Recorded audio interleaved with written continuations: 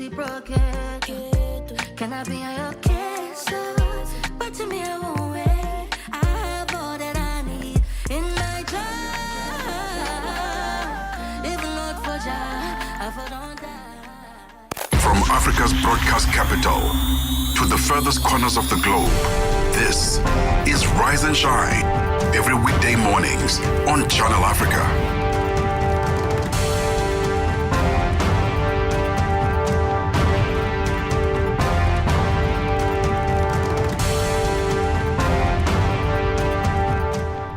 It's 6 o'clock Central Africa time, and it is a Friday, Asanda, Beda. We're finally here, Friday, the day we've been looking forward to. It's just that year-end fatigue. I know, we love I what know. we do, but Yeah. we're human at the end of the day, and we're Yeah. feeling the crunch of it.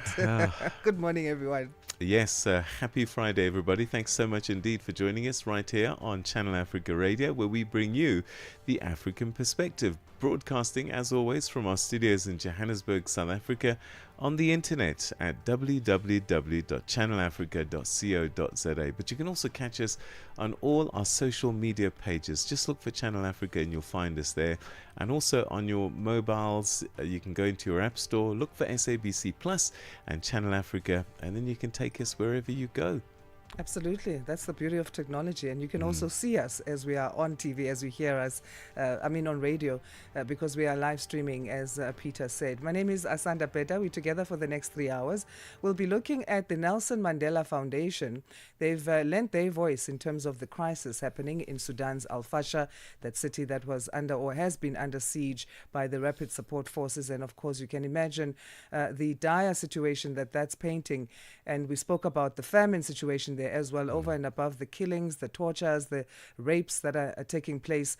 And now the Blue Nile and Khartoum being seen as the next spots to also experience the devastation.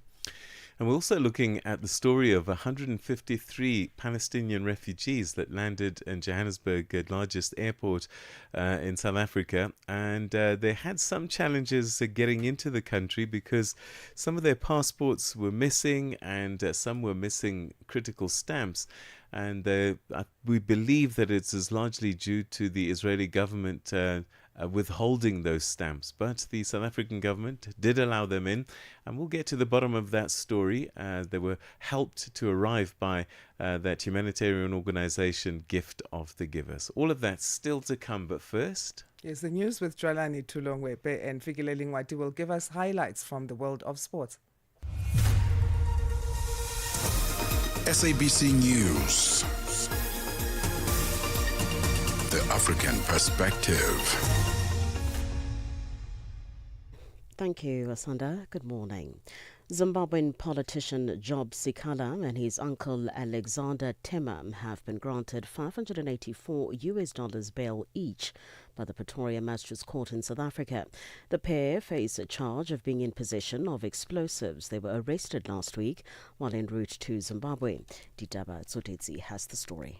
The legal representatives of the two accused told the court that Sikala has no convictions in South Africa, and if granted bail, he won't interfere with witnesses. However, the magistrate raised the concerns that Sikala was arrested and convicted in Zimbabwe. He also faced treason charges in that country, but these were since withdrawn. Sikala, a human rights lawyer, and his uncle are expected back at the Pretoria Magistrate Court on the 3rd of February next year. South Africa's Minister in the Presidency, Khumbudzo Ntshavheni, has downplayed the absence of representation from the US at the G20 conference to be held in Johannesburg on the 22nd and 23rd of November. Briefing the press in Pretoria, Ntshavheni said the US's absence from international conferences is not unique to South Africa, citing the country's lack of participation in the G7 earlier this year. She says the work of the conference will continue despite the absence of the US, which is the incoming chair of the G20. South Africa will remain part of the Troika of the outgoing chair, the chair, and the incoming chair. We'll work with the United Kingdom to make sure that the programs that South Africa and the legacy of the South Africa projects continues when the UK takes over from there, if the US does not take over of those. In any case, the US has already communicated what they will do. What they only have two focus areas, if I recall, and it diminishes everybody's focus areas. But the United Kingdom holds a view that our focus areas, they will proceed with them. They're actively participating also, and next year they also form part of the trade. So it's neither here nor there for us. The Nigerian government has announced that it is cancelling a controversial policy that mandated the use of indigenous languages for teaching in the earliest years of schooling instead of English. Education Minister Tunji Aluasa says the program, introduced just 3 years ago, failed to deliver and was being scrapped with immediate effect. English will be reinstated as the medium of instruction for pre-primary levels through university. The now defunct program was launched by former Education Minister Adamu, who had argued that children learned more effectively in their mother tongue. Former French President Nicolas Sarkozy's appeal against a conviction for criminal conspiracy related to illegal Libyan financing for his successful 2007 presidential bid will be heard from the 16th of March to the 3rd of June next year. Sarkozy walked out of jail this week after a court ruled he should not serve his prison sentence pending the appeal, contrary to the initial ruling. Sarkozy was found guilty of conspiracy to procure funds for his 2007 presidential campaign bid from late Libyan leader Muammar Gaddafi. He will now seek to overturn the 5-year sentence imposed in September. And finally, the tribunal trying Bangladesh's fugitive former Prime Minister Sheikh Hasina for crimes against humanity says it will deliver its hugely anticipated verdict on Monday. She's accused of being the main architect behind hundreds of killings during last year's mass uprising against an autocratic rule. The BBC's Anbarasan Itirajan has the details. The hugely anticipated verdict by the Bangladeshi tribunal will mark a significant moment for the country as well as for the relatives of those killed and disappeared during the anti-government protests that ousted Sheikh Hasina last year. She has refused to return from India to attend the trial, calling it a farce. The UN says up to 1,400 people may have been killed in the violence during her failed bid to hold on to power. Her outlawed Awami League has called for a lockdown in the capital, Dhaka. Security has been tightened in and around the tribunal. For any news stories you would like to share with us, please do send an email to newsroom@channelafrica.co.za or call us on +27 11 714 4459. For Channel Africa News, I'm Cholani Tulo Webe. SABC News. The African Perspective. Last sports headline, Nigeria have beaten Gabon to advance to the playoff final of the 2026 World Cup in America. Lorenzo Musetti joins Yannick Sinner in missing Italy's Davis Cup title defense. I'll be back with these and other stories at the bottom of the hour. Wake up, Africa. Peter Ndoro and Asanda Beda are here to help you rise and shine. Weekdays, 6 till 9 a.m. Central African Time. Only on Channel Africa. Weekdays, after the 6 a.m. news, we bring you what we call the Africa Roundup here on Rise and Shine. And this is a list of stories you may have missed that you want to get into the know on. And maybe you know the stories, but you want the angle from the African perspective. So we compile this via our team of researchers, our reporters and editors. And this list of news also serves as what we can expect to develop in the new day. News-wise, I guess it also throws us forward into the weekend, which this is a Friday. So today we start with Tanzania. The president in that country, Samia Suluhu Hassan, has appointed longtime ally Mwigulu Nchemba as prime minister. The announcement comes after a disputed presidential election sparked clashes that rights groups say left hundreds of protesters dead. Vanessa Chan reports. Parliament backed the appointment of former Finance Minister Nchemba in a near-unanimous vote. That's unsurprising, considering that the ruling party now holds more than 90% of the seats in the National Assembly. President Samia Suluhu Hassan was also declared the landslide winner of the October vote. However, opponents say Hassan's government rigged the election, which triggered unrest over the exclusion of her main challengers, including the main opposition party, Chadema. Chadema's leader Tundu Lissu was charged with treason in April and will remain in custody after his trial was adjourned indefinitely on Wednesday.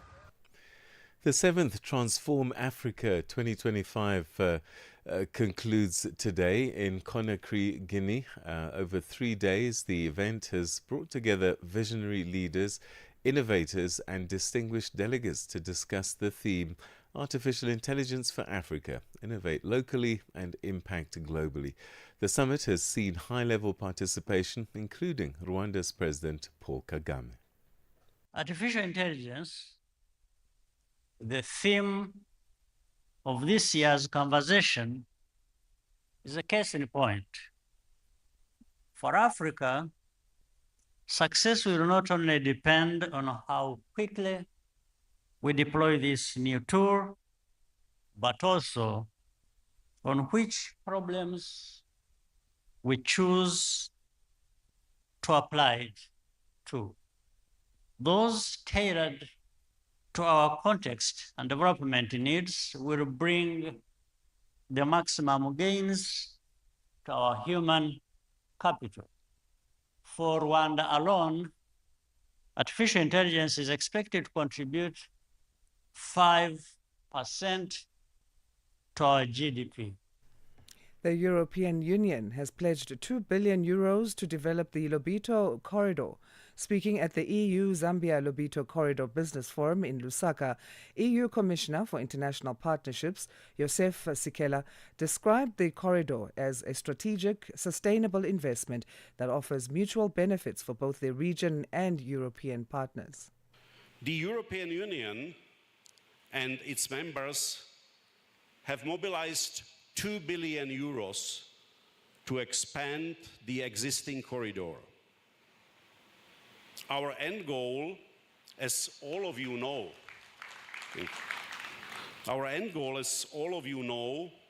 is to help connect Angola, the DRC, and Zambia to the Atlantic Ocean. But the EU views the Lobito Corridor as much more than an infrastructure project. We see it as a corridor of opportunities, and we want to build these opportunities together with you.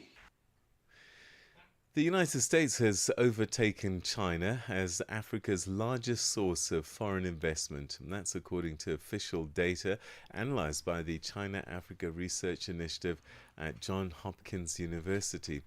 This is the first time since 2012 that the US has regained the top spot as it seeks to get greater access to the continent's critical minerals and metals. Laura Westbrook reports from Hong Kong.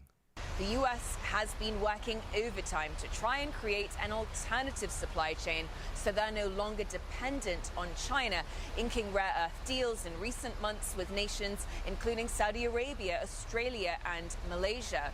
Now, African reserves are also seen as critical to that mission. According to the latest annual figures, the US invested $7.8 billion across Africa in 2023, compared with $4 billion by China. That reportedly includes American investment in mines in Rwanda. Now, Beijing has long cultivated ties with African governments by developing mines and building infrastructure through state-owned construction companies, often funded by loans. The Brookings Institute says Beijing sees Africa as a critical source of raw materials to fuel its new productivity industries. And finally, over the past 2 decades, tens of thousands of Nigerian children have been accused of practicing witchcraft, often facing abandonment and brutal abuse. Laws exist to protect them, but activists say that the problem persists, leaving aid organizations to step in and help those children rebuild their lives. Rachel Judah tells us more. This boy was just 9 years old when his mother attacked him with a machete and left him for dead. He'd been accused of witchcraft by a pastor at his local church in Nigeria. The boy's life was saved by a passerby after he managed to crawl to the side of the road. Now 13, he lives and goes to school at a centre run by the Child Rights and Rehabilitation Network, or CRAN. Ima Tauma is the programme manager for the aid group. If a child is being accused of witchcraft, the child will be beaten, abandoned, and the child will roam the streets. Aid organisations like CRAN say education is key to helping accused children build a better future. Faith was 13 when Art accused her of being a witch responsible for the family's misfortunes. Now 19 and having fled to a CRAN shelter, she's studying science and laboratory technology and hopes to train as a medical doctor. As for the boy attacked with a machete, he's also studying hard. He says he wants to be a lawyer when he grows up so he can sue his mother.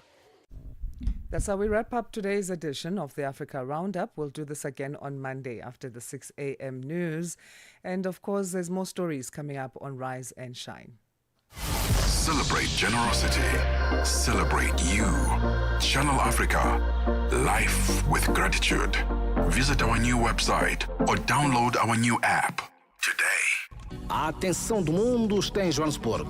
Líderes das maiores economias do planeta reúnem-se para tomar decisões que irão moldar o futuro das nações e dos mercados. O Channel África está no centro dos acontecimentos a trazer-lhe as conversas, análises e perspectivas que realmente importam. A cimeira do G20 nos dias 22 e 23 de novembro, sob uma perspectiva africana em tempo real. Acompanhe tudo no Channel África. New day, new stories. Start your morning right with Rise and Shine on Channel Africa. Chief Executive Officer at Proudly South African Eustace Mashimbie says the high unemployment rate in the country is a threat to localization, as the majority of the citizens would be without jobs and therefore unable to buy products from the local businesses.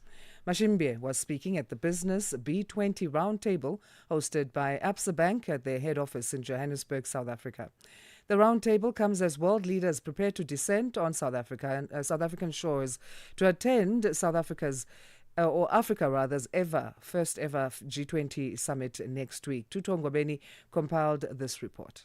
As global leaders prepare together for the G20 summit next week in South Africa, local commercial bank Absa hosted a media roundtable exploring Africa's growing role in shaping global economic priorities.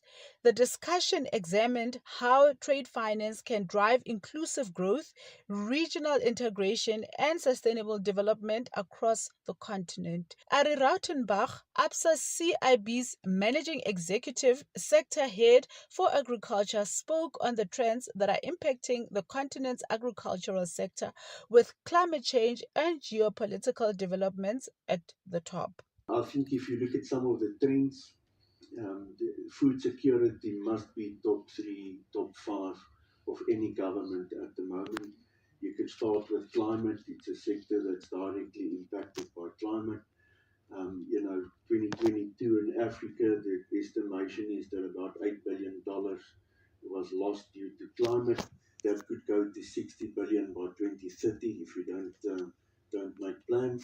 Then I think it's also this geopolitically environment. If you think of Russia and Ukraine, they hold between the two of them 20% of the world's wheat production, which is now disrupted. And should it come back or leave, it's got big influences around logistics, prices, markets. So I think it's fairly sizable. Chief Executive Officer at Proudly South African, Eustace Mashimbie, spoke on the role of localization in driving the economy. Mashimbie says a threat to localization is the high unemployment numbers.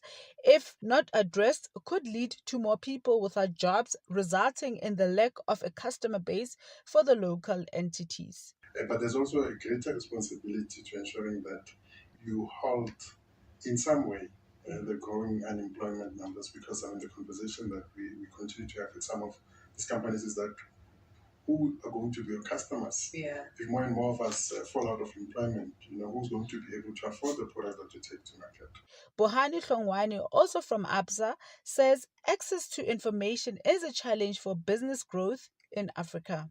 But I think what continues to be a challenge, in addition to the standard challenges that we all know around infrastructure, around high trade costs and others, is access to information. And this is the discussion we have with the AFCFTA Secretariat and governments, departments, to say, if I am sitting in Lipalale or wherever, and I'm a business person or wherever in the continent, and I need to understand what goods and services actually qualify under the AFCFTA in my country so that I would be able to take advantage of that. How would I know? So I think there's an opportunity in terms of access to information. Asked on the tracking of the commitments made during the G20 summits, South Africa B20 representative Kes Kwavedia says it's hard to track the progress as the G20 and the B20 don't have permanent secretariats, however promised that they're collaborating with other countries that have held the G20 presidency. But what we're trying to do, and when we spoke to Brazil last year, they also put it on the table towards the end of their hosting. And I'm talking to my colleague in Brazil, obviously the US, and then as soon as the 2027 host is announced, talk to them to see if we can, between the previous host, us now, the US, and the next host, put together some sort of mechanism to actually track the recommendation. For Channel Africa News, I am Tutongobeni in Johannesburg. Aliko Dangote, the Nigerian billionaire and Africa's most popular businessman, has signed several deals with the Zimbabwean government following his response to the invitation by President Emerson Mnangagwa. Dangote, whose net worth stands at an estimated $25 billion, flew into Zimbabwe on Wednesday to explore opportunities in the country's cement and energy sectors, nearly a decade after a similar investment plan failed to materialize in 2015. Meanwhile, the deals include construction of a new petroleum pipeline to Namibia, a cement and fertilizer plant. And for more on this, we're now joined, we get this report from our Harare correspondent, John Kasim. Aliko Dangote, Africa's most wealthy and popular businessman, has put ink to several deals with the Zimbabwean government. This came after an invitation by President Emerson Mnangagwa for Africa's wealthiest men to invest. Dangote's visit came as a surprise, as in 2015 he had an attempt to invest in Zimbabwe, but he returned empty-handed. According to him, the environment then was not transparent, hence his return and signing of new deals. Coincidentally, Dangote's visit occurred just after the government reduced and scrapped several fees for business licenses and permits. This has made the country one of the most favored countries for investment. Meanwhile, Dangote signed deals that will enable him to help construct a new petroleum pipeline to Namibia, where Zimbabwe will receive Nigerian oil. In July, Reuters reported that Dangote Petroleum Refinery, one of the group's subsidiaries, intended to build storage tanks in Namibia with a capacity of at least 1.6 million barrels of gasoline and diesel to supply refined fuel to Southern Africa. Dangote, who is into cement, will establish cement and fertilizer plants. While his government officials did not say anything, Dangote himself revealed details of the new deals worth more than $1 billion. This makes his investment deal in Zimbabwe one of the most lucrative since the coming in of President Emerson Mnangagwa.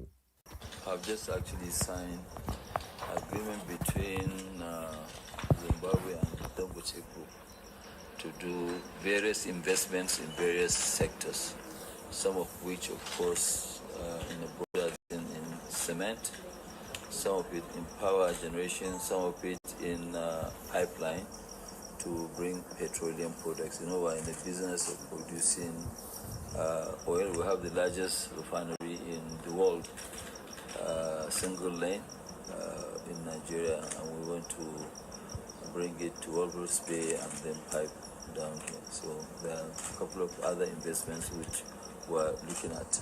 Broader investment really is in hundreds of millions of dollars, maybe even up to $1 billion. But, you know, we will tell you the amount as we go along.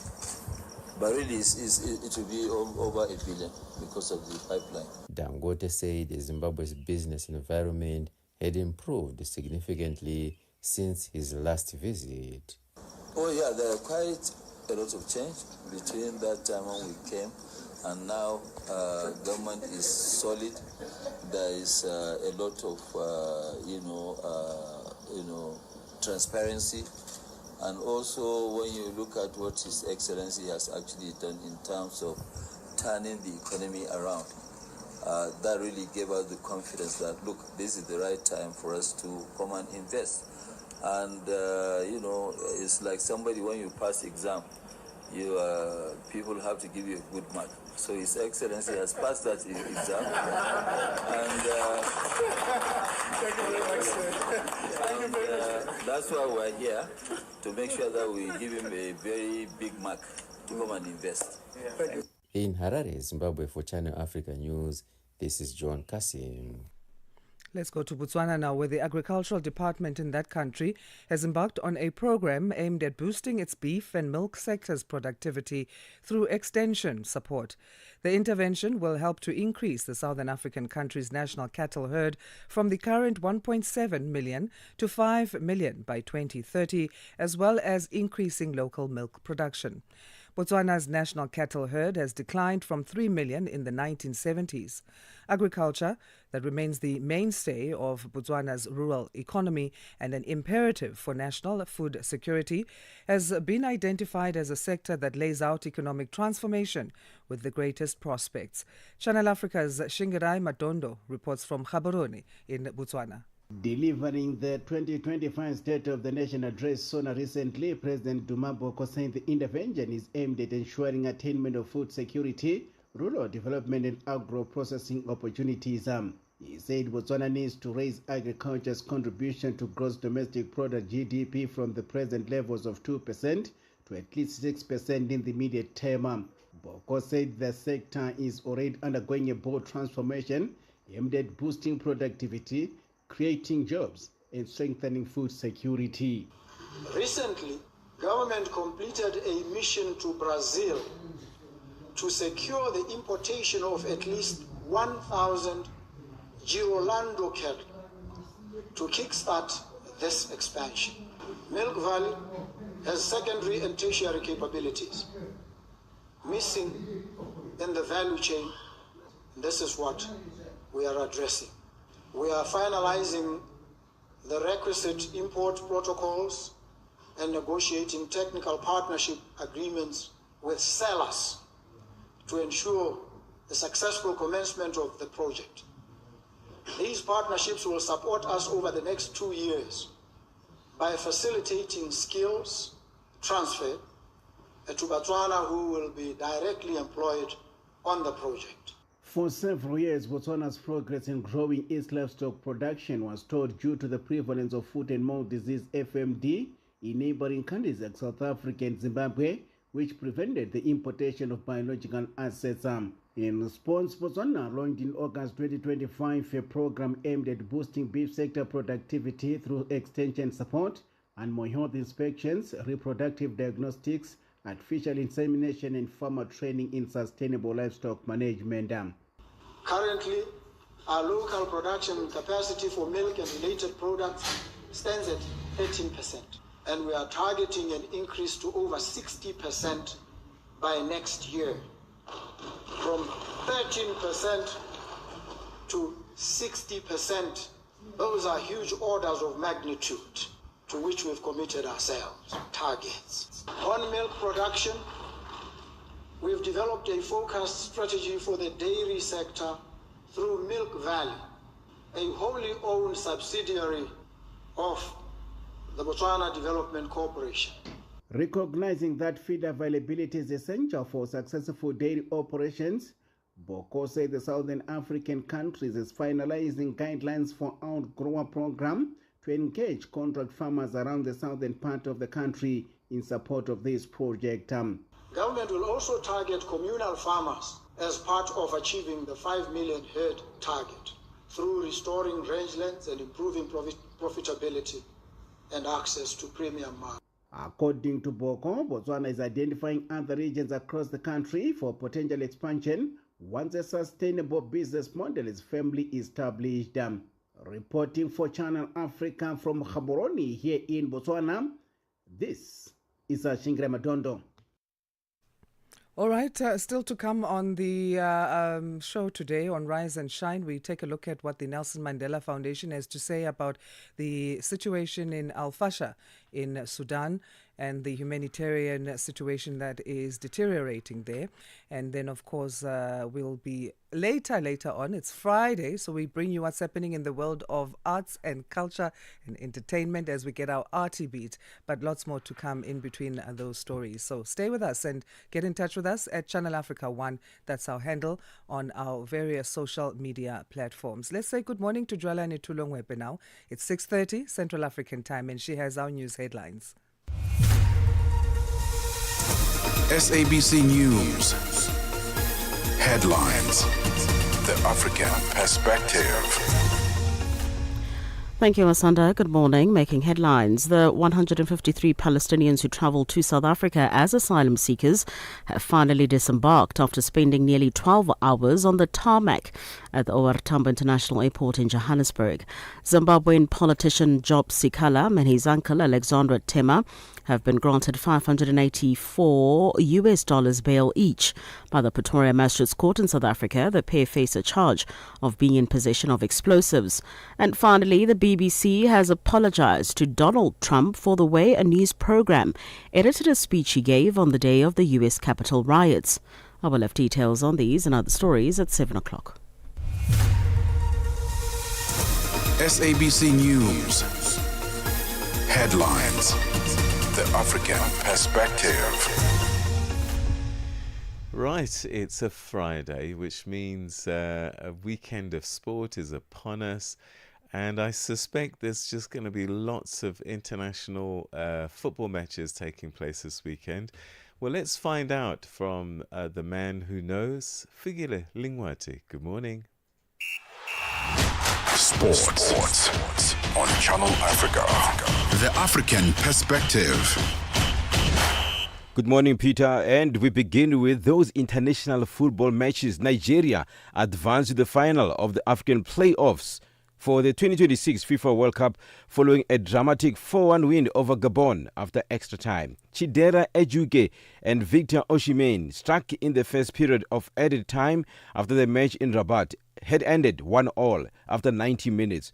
Osimhen ripped off his protective face mask and shed to celebrate his goal, no doubt partly in relief after the striker had squandered a glorious chance to win it for the Super Eagles in the 12-minute stoppage time at the end of the game. The Galatasaray man grabbed his second goal of the evening 5 minutes into the second half of extra time to make sure of victory.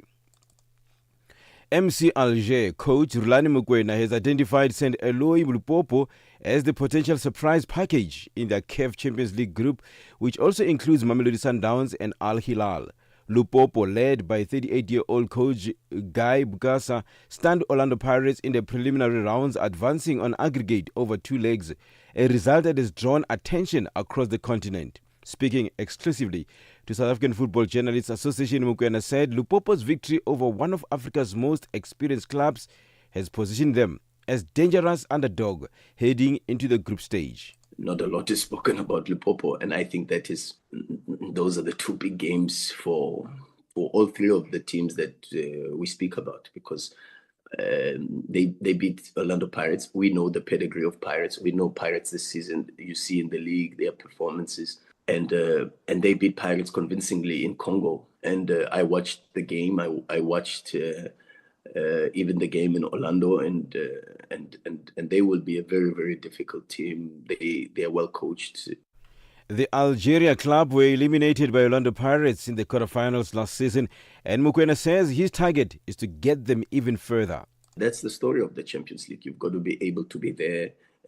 And what we are grateful for is that we are there. We are in the competition. The qualifiers are nothing but just qualifiers. The real Champions League starts in the group stages. And we are just grateful that we are there, and we appreciate the opportunity to try to do better than we did last season. You know, to be in the quarterfinals for the club was a great achievement. And we want to try to do better this season. And the club is very ambitious. The president is very ambitious. And finally, with tennis news, Lorenzo Musetti joined Jannik Sinner in deciding to not take part in Italy's Davis Cup title defense on home soil after bowing out of the ATP finals on Thursday.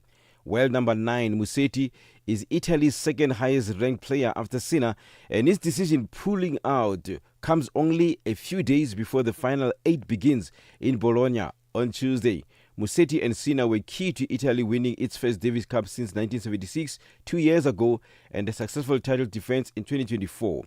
Musetti was beaten by Alcaraz 6-4, 6-1 late on Thursday, ending his debut appearance at the finals at the group stage. For any sports stories you'd like to share with us, please send an email to newsroom@channelafrica.co.za or call us on +2711 714 4459. This is Channel Africa Sport with me, Figile Lingwati. Sports on Channel Africa. The African perspective. Be inspired. Stay informed. Channel Africa, the beauty of life. Now available anytime, anywhere with our new app. Você é fluente em português? É apaixonado por rádio e quer trabalhar na África do Sul? Você tem documentos que o qualificam para trabalhar na África do Sul? Nesse caso, podemos ter uma oportunidade para você trabalhar no Canal África. Envie seu currículo e demonstração para Canal África at newsroom@channelafrica.co.za. Lembre-se, se você não receber alguma resposta nossa em 14 dias, isso significa que você não foi selecionado. Canal África, a perspectiva africana. Start your day right with Channel Africa Breakfast. That smells delicious. Live, 5 days a week. We're about to find out now what's happening in the world of business because Nosipho Zuma will bring us up to date. Good morning, ma'am. Business news on Channel Africa. The African perspective. Thank you, Asanda. Good morning. In your business news this hour, Nigeria has ended plans to impose a 15% import duty on petrol and diesel amid assurances of adequate supply during the year-end holidays. Now, the tariff approved by President Bola Tinubu as part of fiscal reforms to boost 9 oil revenues was disclosed in a leaked government memo last month. It was supposed to take effect in December. In a statement, the Nigerian Midstream and Downstream Petroleum Regulatory Authority says the implementation of the 15% ad valorem import duty on imported premium motor spirit and diesel is no longer in view. A report by the Competition Commission has revealed that major global platforms, including Google, Meta, Microsoft, TikTok, X and AI companies, dominate key gateways that South Africans use to access news and information. The Final Media and Digital Platform Market Inquiry report notes that the global transition to digital platforms has severely undermined traditional revenue models and eroded the financial positions of news media. In South Africa, the digital media transition has been characterized by declining advertising revenue and paid subscription limitations. The Competition Commission's James Hodge elaborates.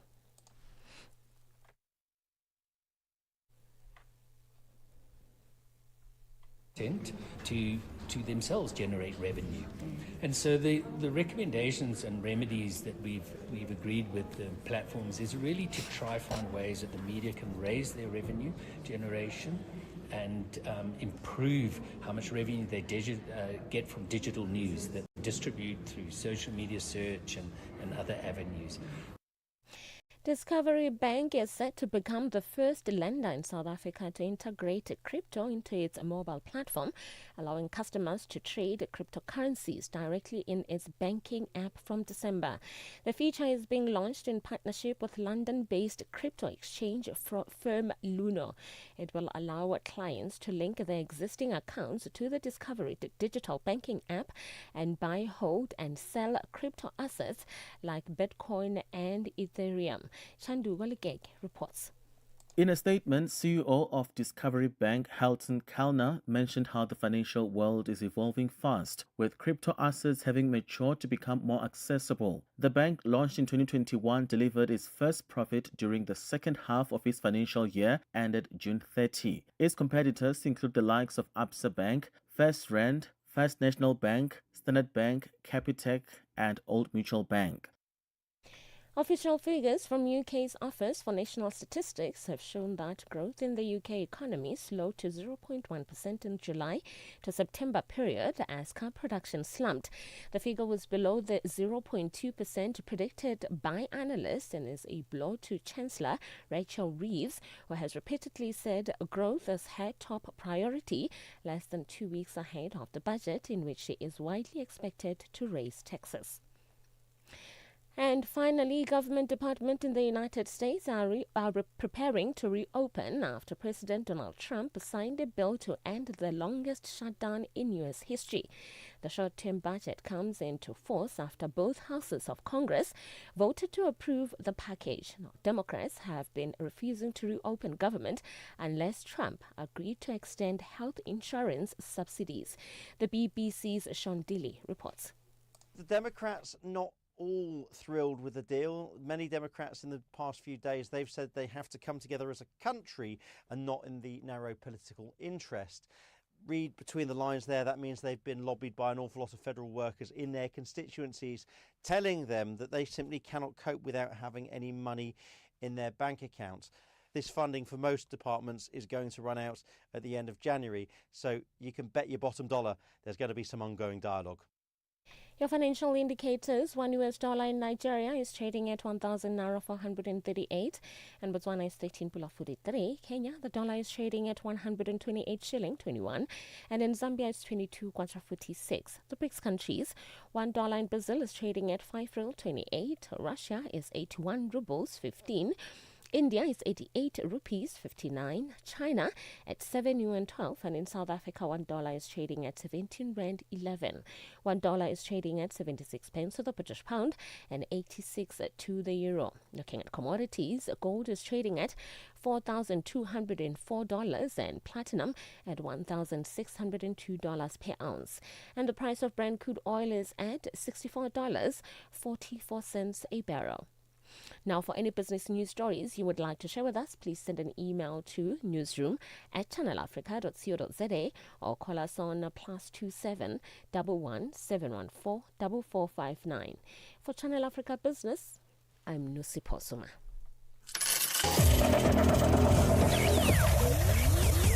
Business News on Channel Africa.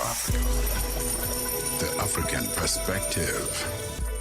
G20 in Africa, exclusive to Channel Africa.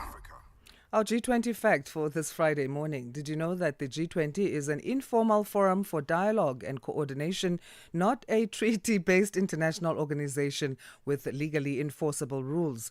Decisions are made by consensus and rely on the political will and peer pressure of member states to be implemented rather than legal mandates. And that's our G20 fact for this morning. G20 in Africa, exclusive to Channel Africa, championing Africa through solidarity, equality, and sustainability. Now, according to the Africa Nenda Foundation, making transactions instant, affordable, and accessible is helping millions of Africans who were once excluded from formal financial systems to actively participate in the digital economy. Now, this message came out during the official launch of the State of Inclusive Instant Payments Systems, or SIPS Report 2025, held on November the 13th in Eswatini.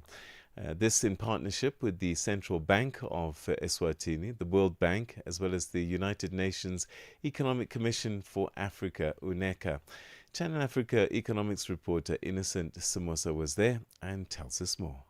Now in its fourth edition, the event brought together several African Central Bank governors, including representatives from Mozambique, Somaliland, Botswana, Sierra Leone, and Zimbabwe, to name a few.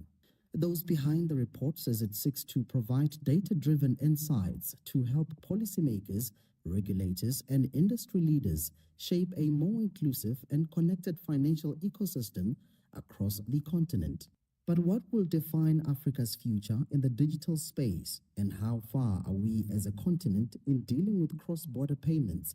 Dr. Robert Ochola is the CEO of Africa Nenda Foundation. So the question on cross-border and how far are we is a great question. So there's a couple of things that are happening on the continent, as you know, and I think you saw some of the numbers up. There's a couple of regional systems, regional economic community systems, which are in place. We mentioned 3 as of last year, and then of course by September this year we moved to 4. We also have a Pan-African arrangement, which unfortunately we're not getting data, and we hope to see some data coming through. But before you can, I think Governor mentioned this, before you can sort out cross-border, we need to ensure that domestic arrangements are in place and are inclusive. So to me, that's fundamental. On cross-border payments, the governor of the Central Bank of the Kingdom of Eswatini, Phil Mnisi, had this to say. The question we are asking is about cross-border payments. There we are still using the traditional platforms which I spoke about, the real-time gross settlement, the SWIFT. Those are happening in the normal way.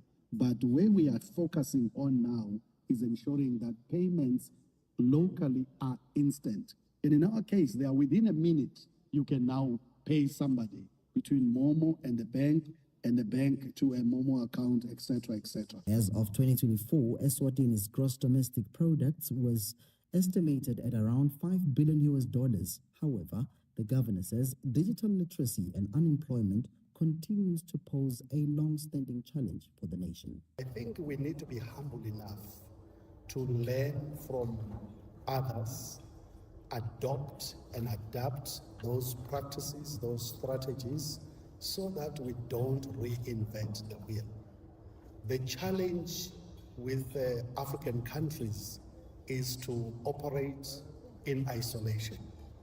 And I think the African Nenda platform and launching such a report, adopting the use cases, the best practices, will make sure that we implement financial literacy as quickly as possible. It was also revealed that as of June 2025, there are 33 live domestic IPS across 25 countries in Africa. With growing momentum behind digital transformation, the SIIPS 2025 report highlights Africa's drive to build faster, safer, and more inclusive payment systems, ensuring that no one is left behind in the digital economy. For Channel Africa News, I'm Innocent Samosa in Eswatini. All right, let's get into the story now. We've been throwing forward to this for some time. The Nelson Mandela Foundation in South Africa saying it has noted with grave concern the escalation of violence and civilian killings in Sudan's Al-Fasher city since late October. This follows the takeover of the city by the Rapid Support Forces after an 18-month siege.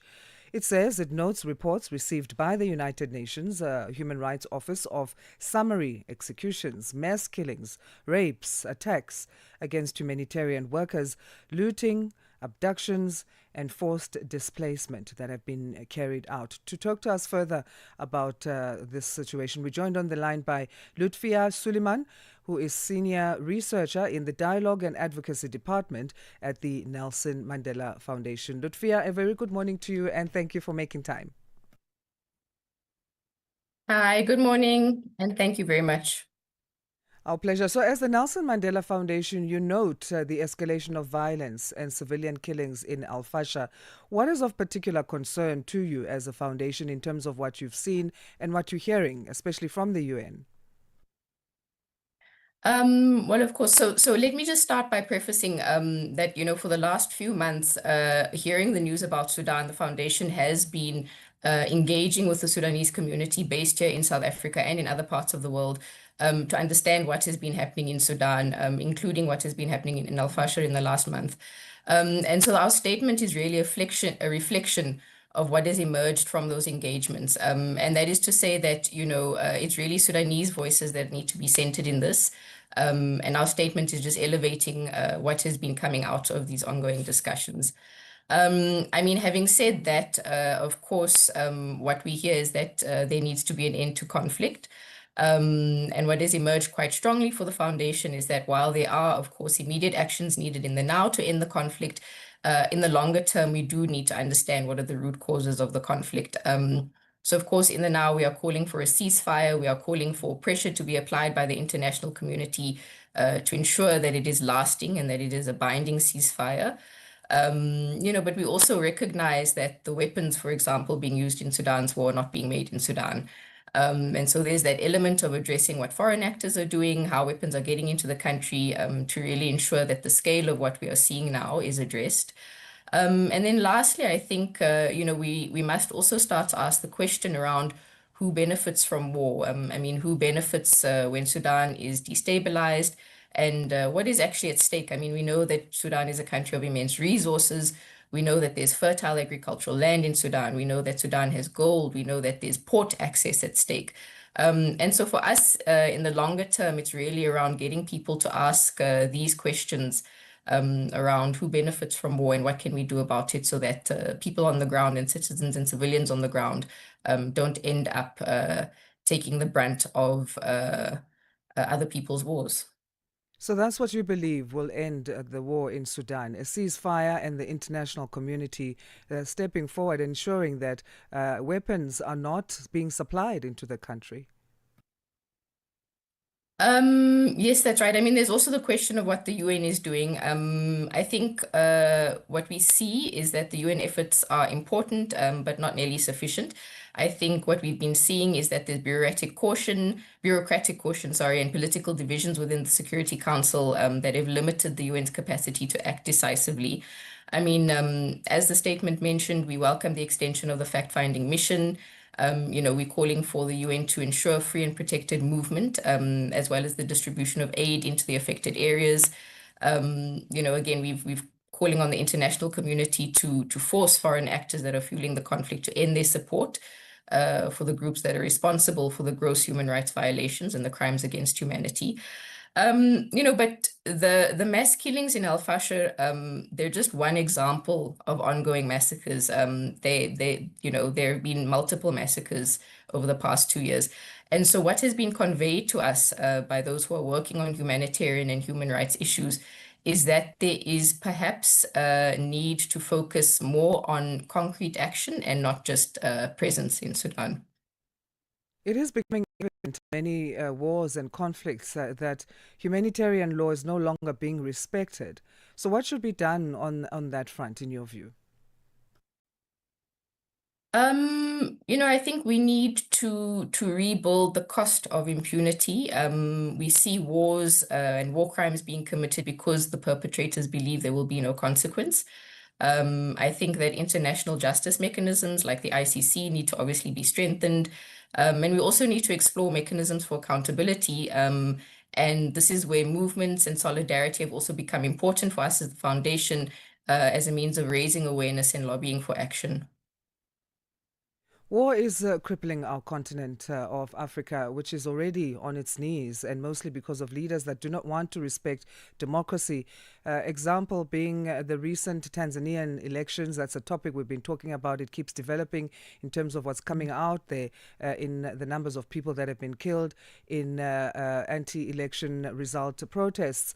What can be done? Because it would seem power is taken away from the people that's supposed to be in the hands of. Yeah, no, that's true. Look, I also don't think that we must fall into the trap of treating this as an exclusively African problem. I think we actually are seeing this globally. You know, it is a global challenge. But that said, I think we do need to address violations. I mean, if you think about Sudan, I mean, under al-Bashir, the country endured years of sanctions, for example, and it's questionable as to who suffered more due to those sanctions, because a lot of what fomented, you know, the Sudanese revolution and subsequent events was the economic situation of the country. So I think we need to look at what are effective mechanisms for ensuring that violations of democracy are addressed. And we also need to look at, rather than a reactive measure, but maybe proactive measures in terms of how do we support the citizens? How do we support civilians? How do we support them to reclaim democracy? How do we support them to be safe when they challenge those violations? I think those are also questions as well that we need to be asking. And I mean, as we speak on the point of civilians, we've been hearing accounts from survivors of some of these atrocities. Malnutrition also in Sudan being an issue. Famine is reported there. And we are hearing from some of the survivors who make it to the medical points or other, you know, humanitarian aid workers who are there, like the Doctors Without Borders groups. Those who survive and make it to receive help tell us what they're going through. And the families of those who have not survived also account their stories. But do you believe then that maybe as citizens, civilians, ordinary Africans, we have become lethargic and we're not really responding the way that we should when we are seeing what's happening on the ground? Yeah, I definitely think so. I definitely think that we have become desensitized to wars in Africa. We have become desensitized to hearing stories of African pain. And I think from a South African perspective, this really has a lot to do with perhaps xenophobia, perhaps racism. But also, I think that we are struggling to make the connections between what is happening in Sudan and our own situation. And I think that's really as well for the foundation. You know, it's also very important to connect on a human level with what is happening. You know, and not only just from the perspective of violence, but also just from the perspective of understanding Sudanese culture, Sudanese life. You know, what was life before, what was life like before the war? And that's also been some of the discussion and conversation that we've had with Sudanese representatives, is understanding just how devastating this has been for them. And what life could have been like, or what life was before this particular war. So I think definitely some work to be done there around connecting struggles and understanding what are the ways in which we can be in solidarity and act in solidarity as South Africans. How can the voices of organizations such as the Nelson Mandela Foundation, humanitarian organizations such as MSF or Doctors Without Borders, and civil society rights groups such as Human Rights Watch be further supported to make sure that you guys continue the work that you do, whether it's speaking out or taking action and offering assistance? Look, for those working on the ground, what we have heard is that there is an urgent need for support that comes in the form of financial support, but also support to be safe in the work that they are doing on the ground. For those of us who are a little bit more distant, we are not necessarily on the ground, but we have our ears to the ground. I think what is really important again is just challenging the ideologies that limit our solidarity, but also I think actively building, you know, popular movements to call for the actions that are needed at a national level and at a governmental level or multilateral level, and to force action and pressure to be exerted in the right way to bring about an end to the war, but also to bring about justice at the end of the day for the Sudanese people. Absolutely. Lutfia, we'll leave it there for today. Thank you so much again for your insights and your time. Thank you so much. Lutfia Suleiman, who is a senior researcher in the Dialogue and Advocacy Department at the Nelson Mandela Foundation in South Africa, speaking to us on the line here on Rise and Shine. Mornings made better with Peter and Asanda on Rise and Shine. Weekdays, 6 till 9 Central African Time on Channel Africa. So today is the 14th of November, and taking you back in history to 1961, a United Nations report accused Moise Chombe, the then president of Katanga, and Joseph Kasavubu, then president of Congo, of conspiring to murder former Prime Minister Patrice Lumumba. And sadly, decades later, the region is still in the mire. This is something that Asanda may know because of the history, but she certainly wasn't around at the time. On the 14th of November 1968, Asanda, the homeland of Ciskei was formally established under the apartheid-era South Africa. Is it Opa? Who was it? The Gozo. He was the head of Ciskei at that time, wasn't it? It's actually so crazy when we look back at these moments, because I remember, as a child, how much time do we have traveling there from the Transkei, which this is the former, what it was then, to the Ciskei, which is where East London and all that area, Kumcha and all those places are. And we'd always want to go there because that's where the beach is for holidays. And it felt like you're traveling into another country, literally, because you had to, show your passport, what we call passes at the time. And you had a limit of how many people can actually be in the car to go through.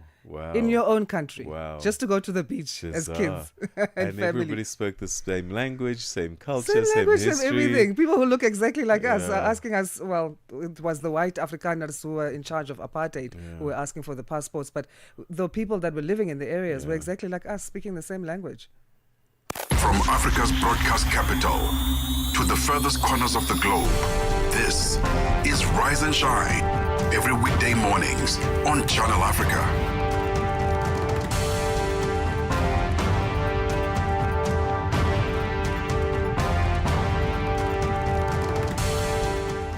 7 o'clock Central African Time. Thank you so much indeed for continuing to listen to Rise and Shine right here on Channel Africa Radio, where we bring you the African perspective.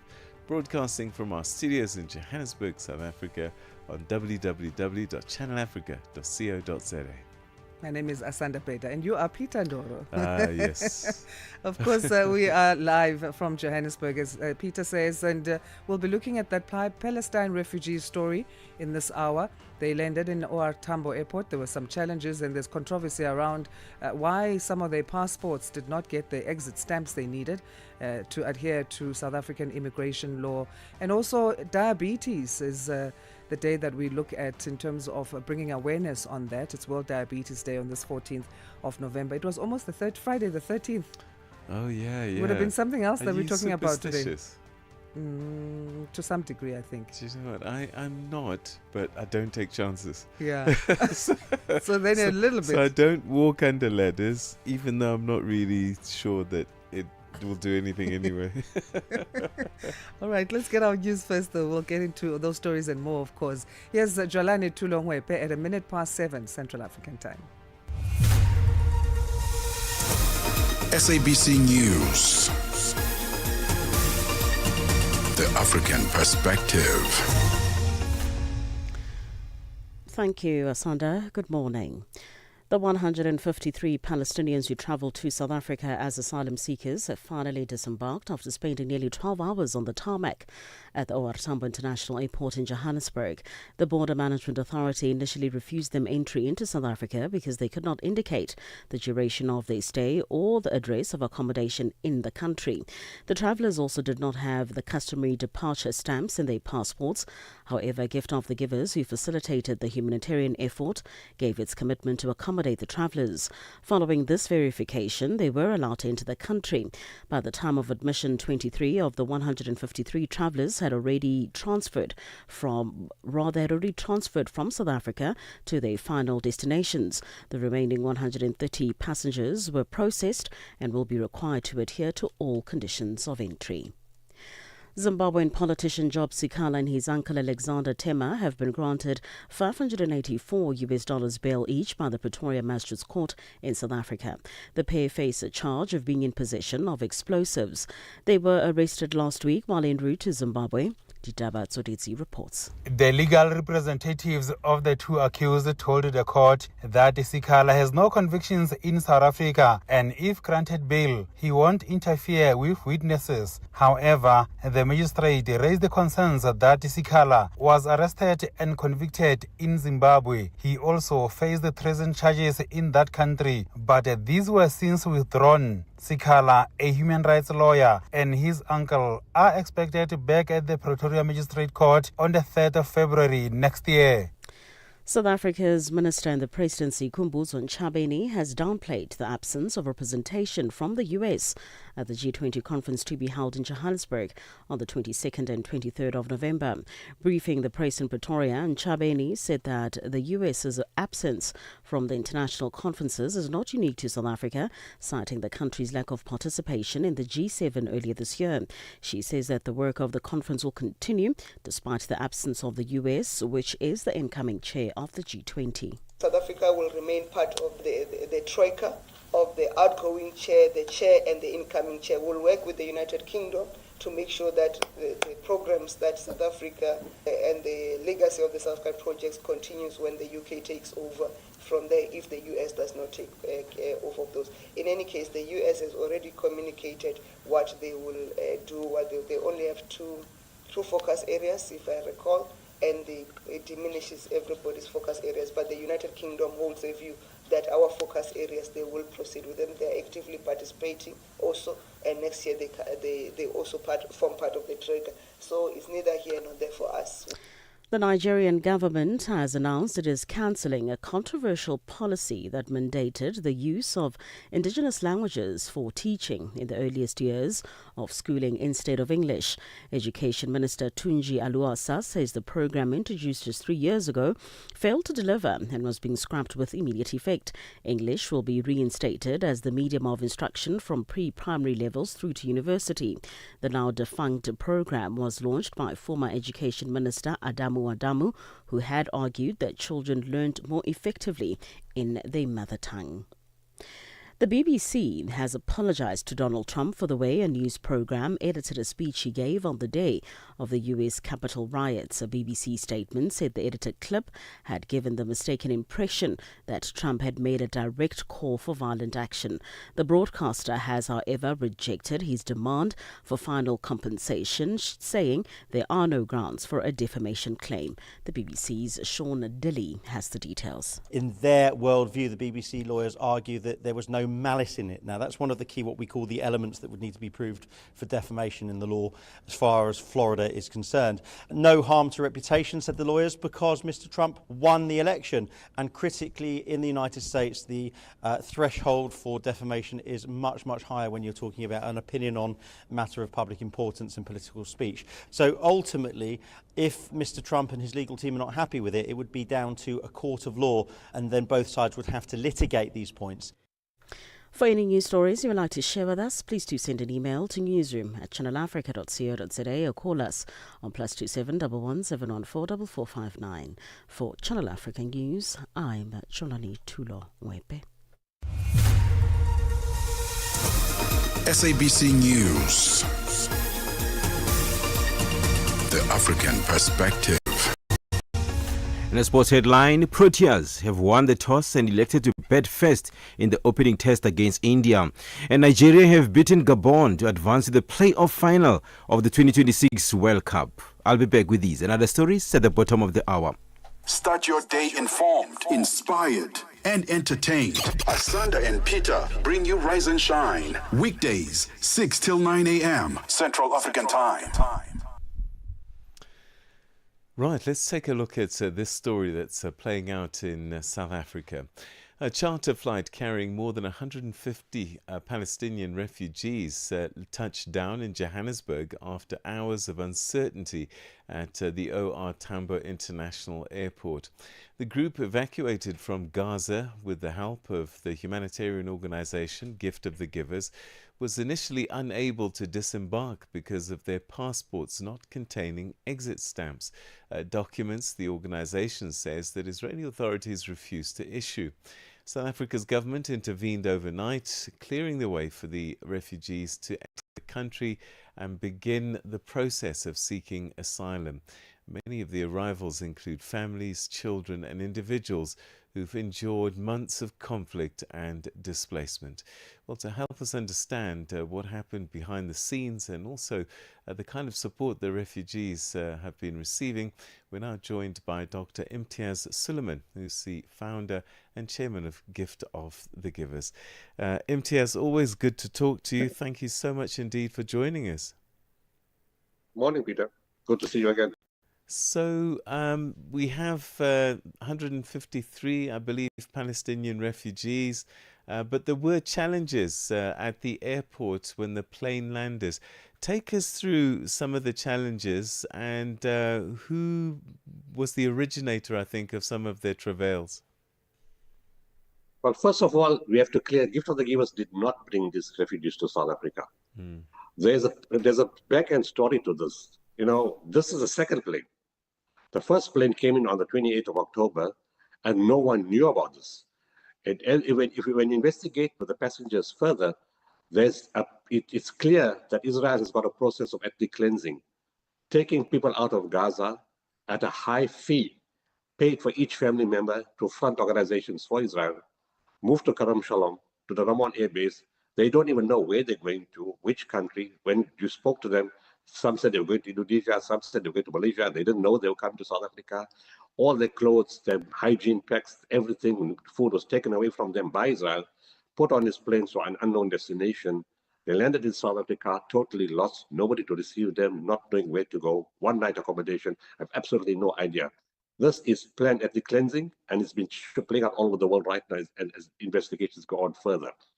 In any case, thanks to Nigel Branken, a pastor from Johannesburg, who somehow stumbled upon them, started gathering them. Each one didn't know where the other one was, put them together and managed to get civil society organizations, including my teams, to help in some way. We were not fully involved then because we're too involved inside Gaza already. And of course, other South Africans wanted to get involved. But then from the family members of this people who came said, there's another plane coming. So then, we got called and we asked, like, what other plane are you talking about? And they said they're coming like yesterday. My daughter's on a plane, she's pregnant, and a whole lot of other people. And then, of course, I checked with Delco and Net Joints, and there was some idea that this plane was coming. There was some indication that, Delco had written, or two people within that committee had approached Home Affairs and Border Management Authority to allow the things to go through because these are refugees coming from a genocidal area. They need asylum. So it sounded very okay. They can land, they can come in. When they landed at 8:05, then the drama started. No, you can't get off the plane. You don't have an exit stamp. Now, Israel does this all the time. They don't stamp your passport. So to add injury to all the genocide and the terrorism, they make it inconvenient for ordinary civilian people. So they get embarrassed in a foreign country. They have more difficulty. They get more displaced and they don't know what to do. So we say it's a simple thing. The rule is very clear. If people need asylum or they come as refugees from a war-torn country or wherever, you just open them your borders and bring them in and you process the stuff afterwards. No, this didn't happen. I started speaking to guys in Border Management Authority. The guys at the bottom were very fine. They said, yes, we understand. These are children and women. They cannot stay on the plane. We've got to bring them in. We're going to bring them off the plane now. But every time they said yes, it looked like somebody overrode them. Because on the conversation, it was clear these people were very good and they wanted to bring the people into the country. But every time, what they tell you is not what happens. Something else happens. They don't come in. And like this, at one point, they were taken off the plane and we said, okay, it's all over now. And then we realized they put back on the plane. And then when we sent food, it took more than 2 hours for that food to be delivered. And the people were starving. Kids, women were dehydrated. There's a pregnant woman who was about to deliver. There was a child who had seizures. The aircon was not put on. And the plane company has a lot to answer for as to how this has happened. They need to be investigated. And of course, eventually, with a lot of pressure, calling government people, they were finally, the waiver was given. Therefore, I spoke to the DG in Canada. He said all it requires is a letter to say, waive the access requirement. That's all. It's simple. These are asylum-seeking refugees. And that shouldn't take more than 2 minutes. When we speak to Home Affairs, the letter will be ready in 2 hours. I mean, how long does it take to write a letter? 2 hours for a waiver to give the clearance. There's political interference here, and I need that to be investigated. And more than that, they've damaged South Africa's reputation a week before G20. See the headlines all over the world. South Africans stopped Palestinians from entering South Africa. We took Israel to the ICJ. We took them to the ICC. In Bogota, we got countries against them.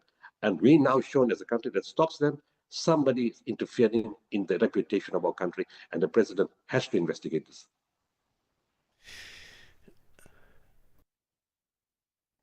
This all sounds quite. I'm not even sure what the word is, but from right at the beginning, the Israeli government refusing to give exits. Why do they do this? I just told you that. They embarrass people because they have that mentality of total onslaught, genocide, kill women, kill children, bomb hospitals. They've killed 1,300 healthcare workers.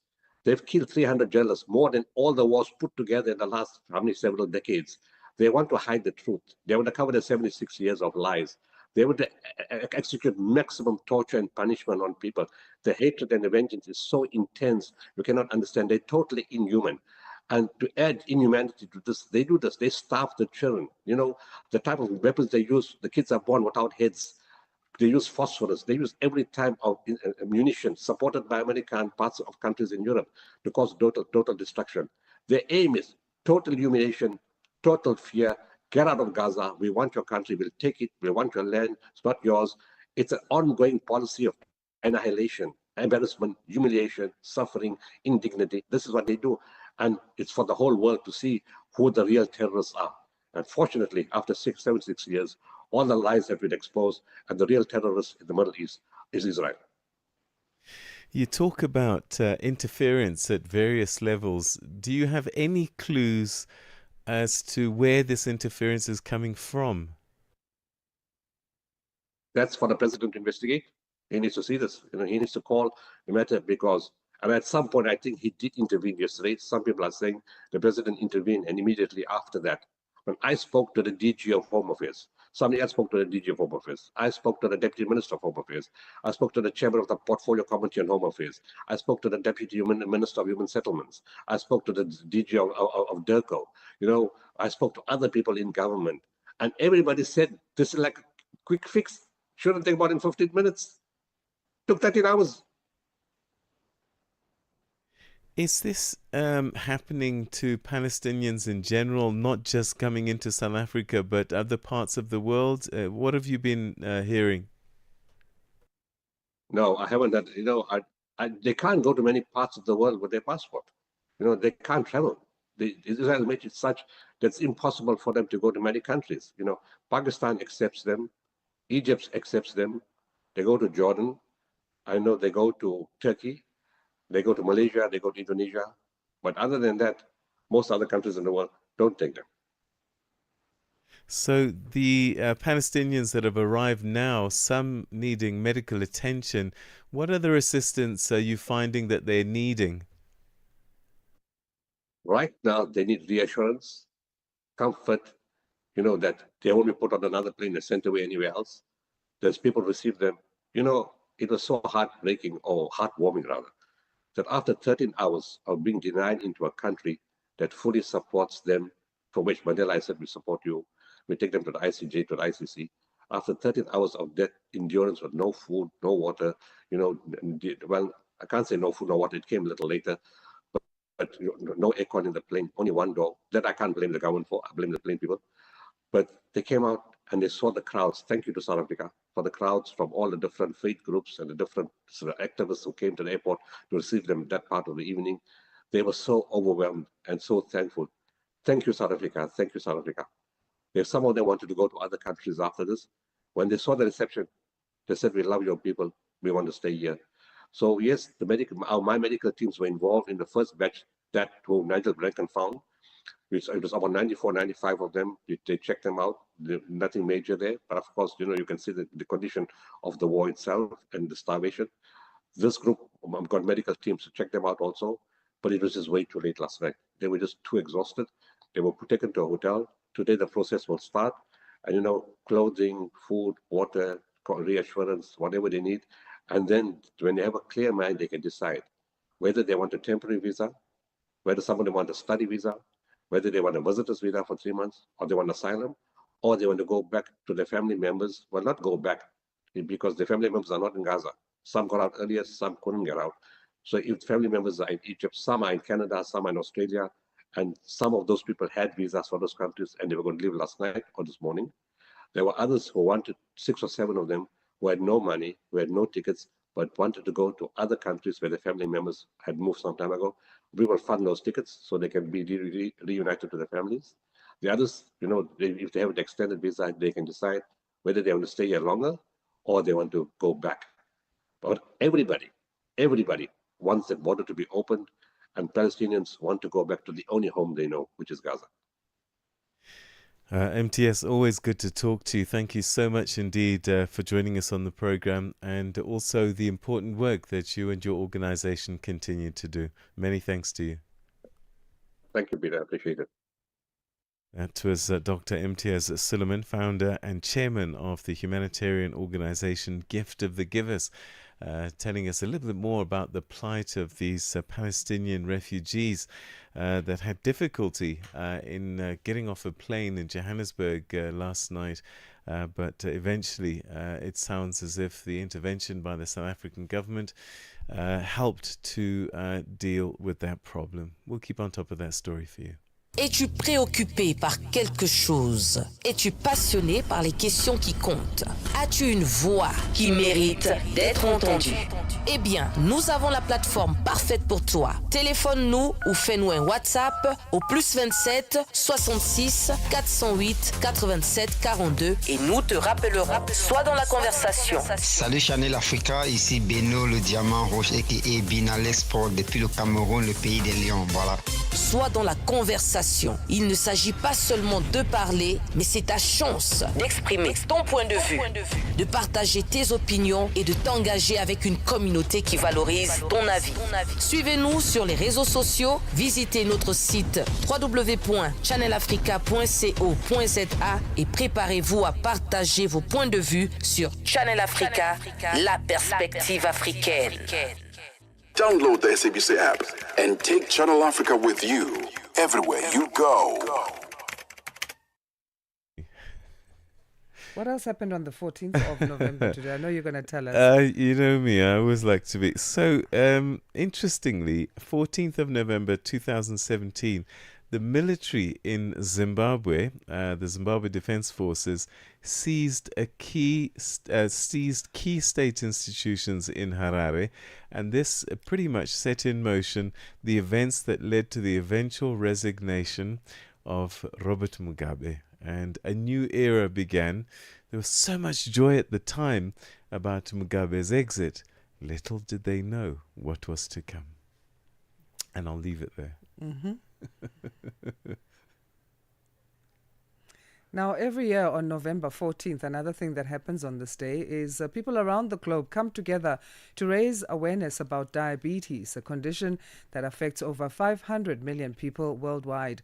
Today, we'll be talking about what it's really like to live with diabetes, how it can be managed, and the importance of education and support in improving quality of life. To talk to us more about this, we're joined by Pulukolo Ramutlwana, a member of the organization HEALA, who is living with diabetes. Pulukolo, thank you for joining us. How are you this morning? Good morning, and thank you for having me.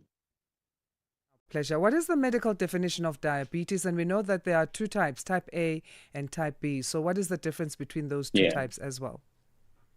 All right. So I tried to find a simplified way of defining it, which basically means that it's when your sugar in the body becomes high in an unsustainable way. And what that means that either your body can or can't use insulin. So you mentioned that there's two types of diabetes: it's type 1 and type 2, and it's relevant to this description that I've just given. That most people with type 1 diabetes, they find that their body does not use the insulin at all. It does not make the insulin, and most of them will have diabetes from a very young age. Whereas type 2 diabetes, which is the one that I have, is the one that the body makes insulin, but it can't use it. So, and the type 2 diabetes, the one that most people get it as we grow older due to different reasons, lifestyle and other issues. How does one know that they might have diabetes? What are the signs and symptoms? My advice is that go check before you get the symptoms. But in my case, for example, is that I just started feeling dizzy. I started feeling your body will tell you that something is wrong, and hence we advocate for people not to ignore the signs. The thing with diabetes is that it can be quiet and it can be subtle until there is a point where you need medical attention, and the advice is that don't wait for that moment. So what causes it, and what can one do early to prevent its onset or to minimize its effect on the body and the body's functioning, if possible? Yeah. Look, with type 1, the thing is that you're limited in what you can do to prevent it. Hence, I've indicated that most will get it at a very young age, at childhood. Type 2 diabetes, there are things that you can do. Your lifestyle is important. Being able to refined sugar. I think one of the issues is that we eat too much sugar. We eat a lot of processed food. We don't eat healthy. And us being able to live healthy, eat healthy, helps us to manage our sugar levels. The body needs sugar, but there's a certain amount of sugar that a body should take. So lifestyle is important in order to reduce your risk of getting diabetes. So let's talk about managing diabetes. It's a daily exercise, we understand. So can you take us through what happens in your day in terms of your diet, physical activity, and so forth? Yeah. So, for example, already before I spoke to you, I've already checked myself to see the sugar level, which is something that I do every day in the morning and or sometimes late in the afternoon. So monitoring is important because you don't want your sugar levels to go up. What I eat is important. I avoid food that are sugary, that are processed. And I'm not talking about, now moving to expensive food. So, for example, what I will do in the morning, I'll just have nuts and yogurt as one example. So the exercising you've already talked about. The management is important. The medication is important. Being able to take your medication consistently also helps to manage it. Some people, I think the exercising also helps in ensuring that you burn the sugar that you consume every day. So that also assists in regulating your sugar levels in your body. Are there some natural remedies or ways of managing diabetes outside of the Western medicine provisions? And can you share some? Not that I know of. I think that except for what I've indicated now, for example, what you eat is important. I've recently saw yesterday and the day before, there was a diabetes summit where there were people who were talking about, using your diet in order to reverse the diabetes. And then they explain how plant-based diet is also important. So there are different ways. I think my comment to that is that it's important to do your research before, in terms of what you take, speak to the experts, and then they can give you options in what you can do.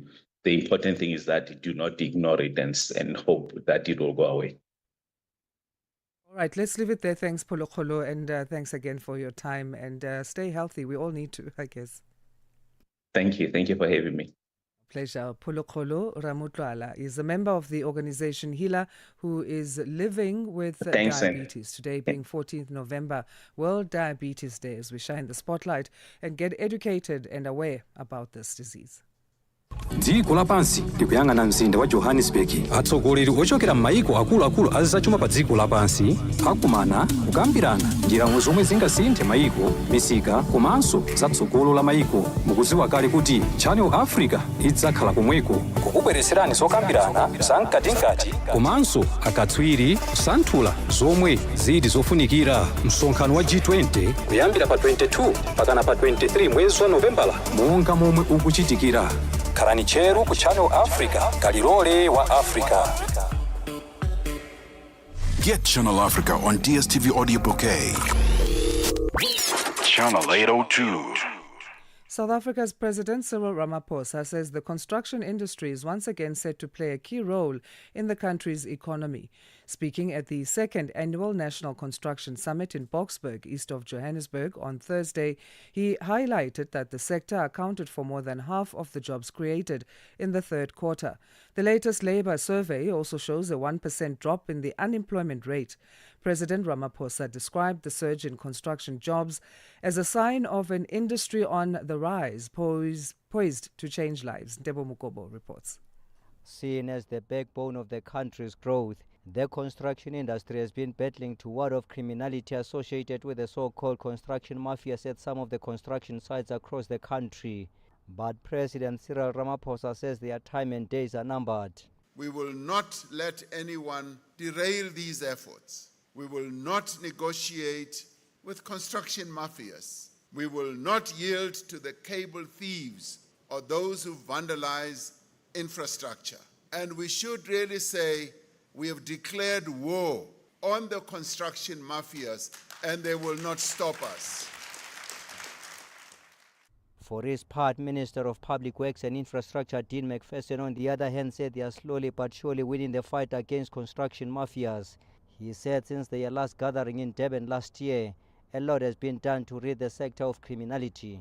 We signed the Durban Declaration together with the South African Police Service and the National Treasury. It was our response to one of the biggest issues facing the industry, the so-called construction mafia. The declaration was government's line in the sand, a commitment to restore law and order to construction sites and end the reign of terror that was choking investment, delaying delivery and putting lives at risk. Since that moment, we've seen over 770 cases of construction-related extortion and intimidation reported across the country. Of those, 241 arrests have been made, and most importantly, 176 individuals have been convicted. With some of these cases mainly reported in KwaZulu-Natal, Minister McPherson says they have recorded a significant reduction in that province since their intervention. In KwaZulu-Natal, which was considered the hotspot for construction mafia-related activity, we've seen a massive drop in monthly site disruptions, from over 60 incidents a month last year to less than 10 a month today. And this is due to the coordinated action that we've taken with the police, business, and our public entities. We've established dedicated hotlines for communities to report stoppages as they happen, and we've worked closely with our construction companies in a bid to restore rule of law. The police and the private sector security agencies are now working together to dismantle criminal networks. And with the construction industry having contributed over 50% of the jobs created in the last quarter, President Ramaphosa has hailed the sector as the backbone to spur growth and development. Infrastructure is poised to once again become the flywheel of our economy. Infrastructure investment is one of the most effective levers of stimulating economic growth. This is evident in the statistics that we've just seen earlier this week. The quarterly labor force survey indicates a decrease in official unemployment rate from 33.2% in the second quarter of this year to 31.9% in the third quarter. And as it was the biggest contributor with 130 new jobs, these statistics reflect an upswing in the industry. The two-day meeting that brought together over 2,000 delegates from government, business, labor, civil society and civil engineering students from different institutions ends on Friday. I am Tebo Mokobo, Boksburg in Ekurhuleni. Let's get news headlines now. Here's Jolani Tulongwe, Beda 7:31. SABC News. Headlines. The African Perspective. Thank you, Asanda. Good morning. Making headlines. The 153 Palestinians who travelled to South Africa as asylum seekers have finally disembarked after spending nearly 12 hours on the tarmac at OR Tambo International Airport in Johannesburg. Zimbabwean politician Job Sikhala and his uncle have been granted bail by the Pretoria Magistrates Court in South Africa. And finally, the former Bangladeshi Prime Minister Sheikh Hasina has denied committing crimes against humanity during a deadly crackdown on the uprising last year that ousted her. I will have details on these and other stories at 8 o'clock.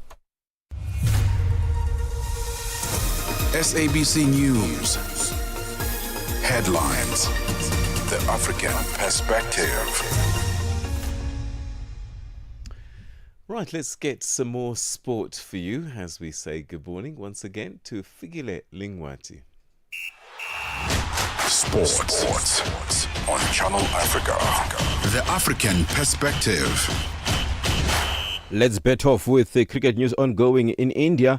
South Africa's captain Themba Bavuma won the toss and chose to bat first on the first morning of the first test against India in Eden Gardens in Kolkata.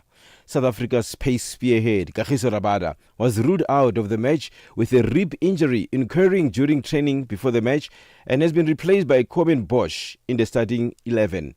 All-rounder Vian Mulder retains his place at number 3 and fast-bowling all-rounder Marco Jansen is preferred to the third spinner, Senuran Manthuisami, giving the Tories 3 seamers and 2 spinners. India, however, have opted for 3 specialist spinners and just 2 seamers, with off-spinner Washington Sundar selected to bat at number 3 and left-armers Akshar Patel and Ravindra Jadeja at 6 and 7. Jasprit Bumrah and Mohammad Siraj will provide the pace. On to football news, Nigeria advanced to the final of the African playoffs for the 2026 FIFA World Cup following a dramatic 4-1 win over Gabon after extra time. Chindera Ejuke and Victor Osimhen struck in the first period of added time after the match in Rabat had ended 1-1 after 90th minutes.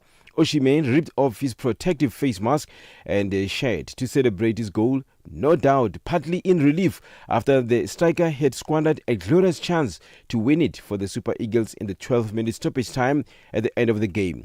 The Galatasaray man grabbed his second goal of the evening 5 minutes into the second half of extra time to make sure of victory. And more football news. The next Amachimbos team is also in line to qualify for next year's World Cup, having already qualified for the 2026 Africa Cup of Nations AFCON Under-17 tournament in Morocco. The team was crowned as COSAFA champions after brushing aside all the opponents in Zimbabwe 2 months ago. SAFA President Jenny Jordan elaborates. The next under-17 team that next year is again the World Cup is already there, and they played in Zimbabwe in the COSAFA Cup, and they are the champions. So this is not the under-17 team that were the COSAFA champions.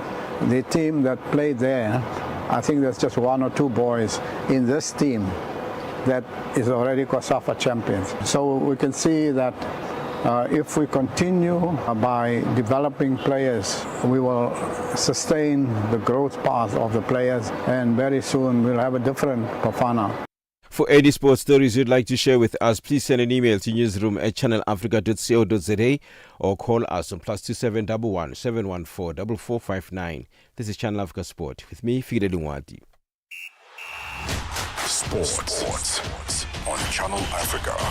The African Perspective.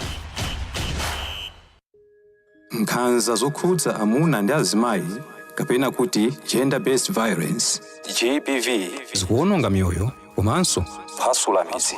Zikuchitika m'manyumba, m'masukulu, malo ogwirira ntchito ndipo kwambiri mwakachetechete, koma sizikuyenera kupitirira. Mukazimva yankhulani. Ngati mwakhuzidwa, funani chithandizo, chifukwa kusachita chilichonse sikuthandiza. Mverani kuma wireless onse 14 a SABC chokera lachitatu pa 23 mwezi uno wa Julai kuti mumve zokambirana, malangizo, masewero, zionetsero za maphunziro ndi mafunso okhuza nkhanza za amuna ndi azimayi ndi akatswiri, anthu opulumuka ku nkhanzazi, kukhazikitsa lamulo komanso dziko lonse lokhuzidwa ndi nkhanzazi. Zonsezi pa wireless yomwe mumayikonda ya SABC. imbirani pa nambala 0800 428 428 kuti munene za nkhanzazi kapena kupeza chithandizo. Nkhanza zokhuza amuna ndi azimayi zimatha ndi inu. Uthenga ukufikani kuchokera ku SABC. Start your day right with Channel Africa Breakfast. That smells delicious. Live, 5 days a week. All right, let's get in with the world of business now. We find out what the latest is in economics news with Nosipo Zuma. Business news on Channel Africa. The African perspective.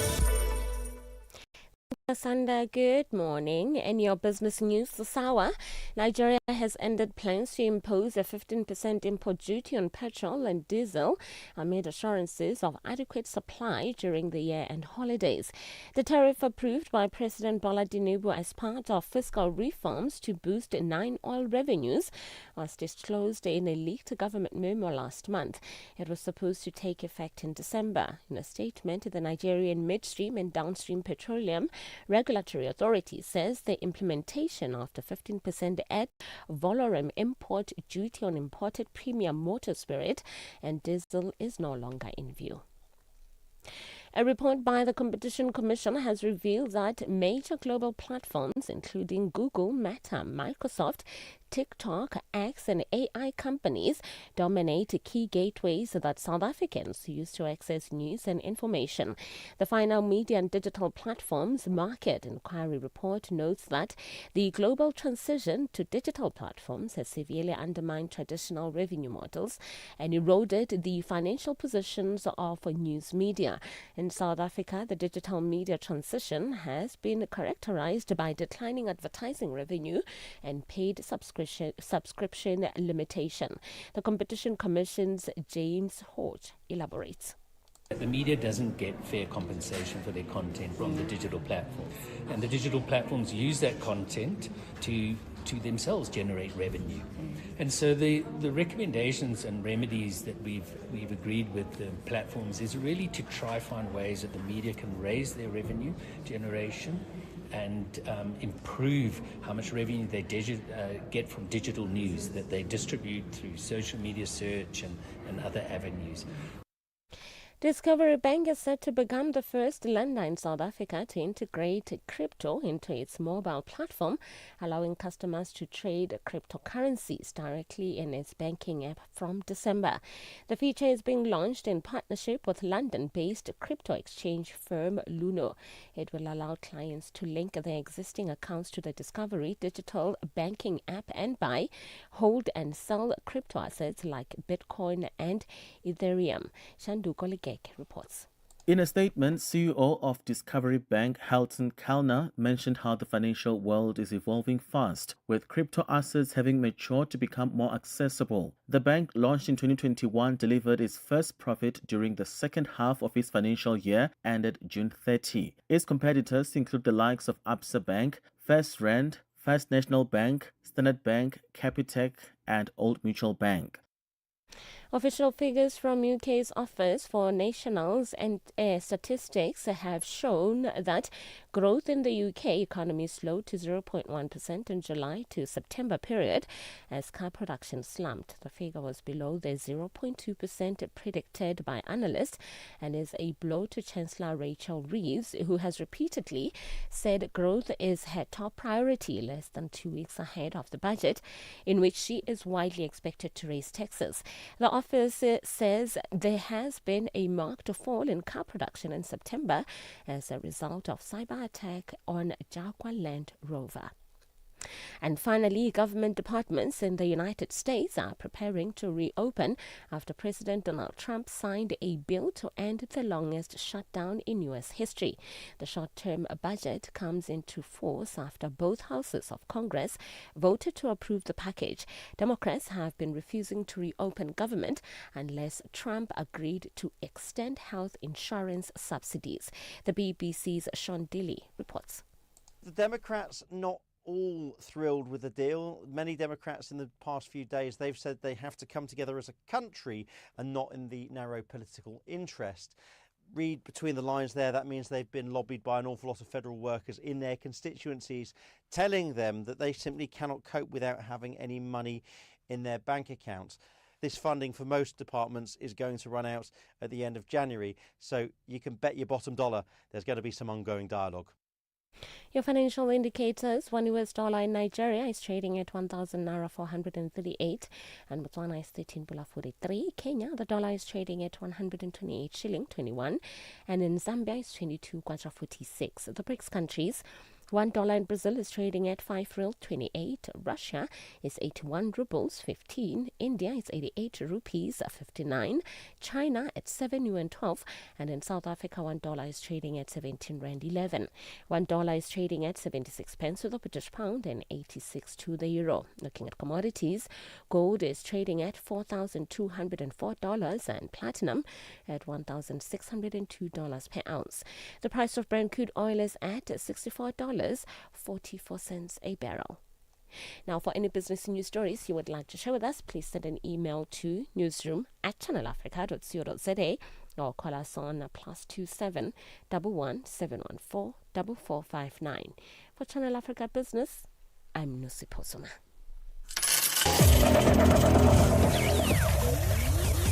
Business News on Channel Africa. The African Perspective. From Cape to Cairo, Dakar to Dar es Salaam, rise and shine with Peter Ndoro and Asanda Beda on Channel Africa. All right, and let's take a look now at this story.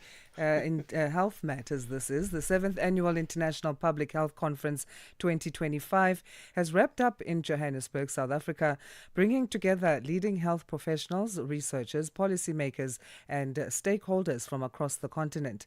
The gathering, organized by the Africa Institute of Public Health Professionals, focused on building resilient health systems and accelerating progress towards universal health coverage in Africa.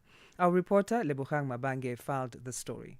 The conference took place at a time when Africa continues to battle infectious diseases, rising non-communicable diseases, health worker shortages and gaps in financing. Yet alongside these challenges are innovations and evidence-based solutions emerging from across the continent. This is according to Dr. Ayodele James from the Africa Institute of Public Health Professionals, who highlighted the urgency of this year's theme. Our theme of this year, building resilient health system for universal health coverage in Africa.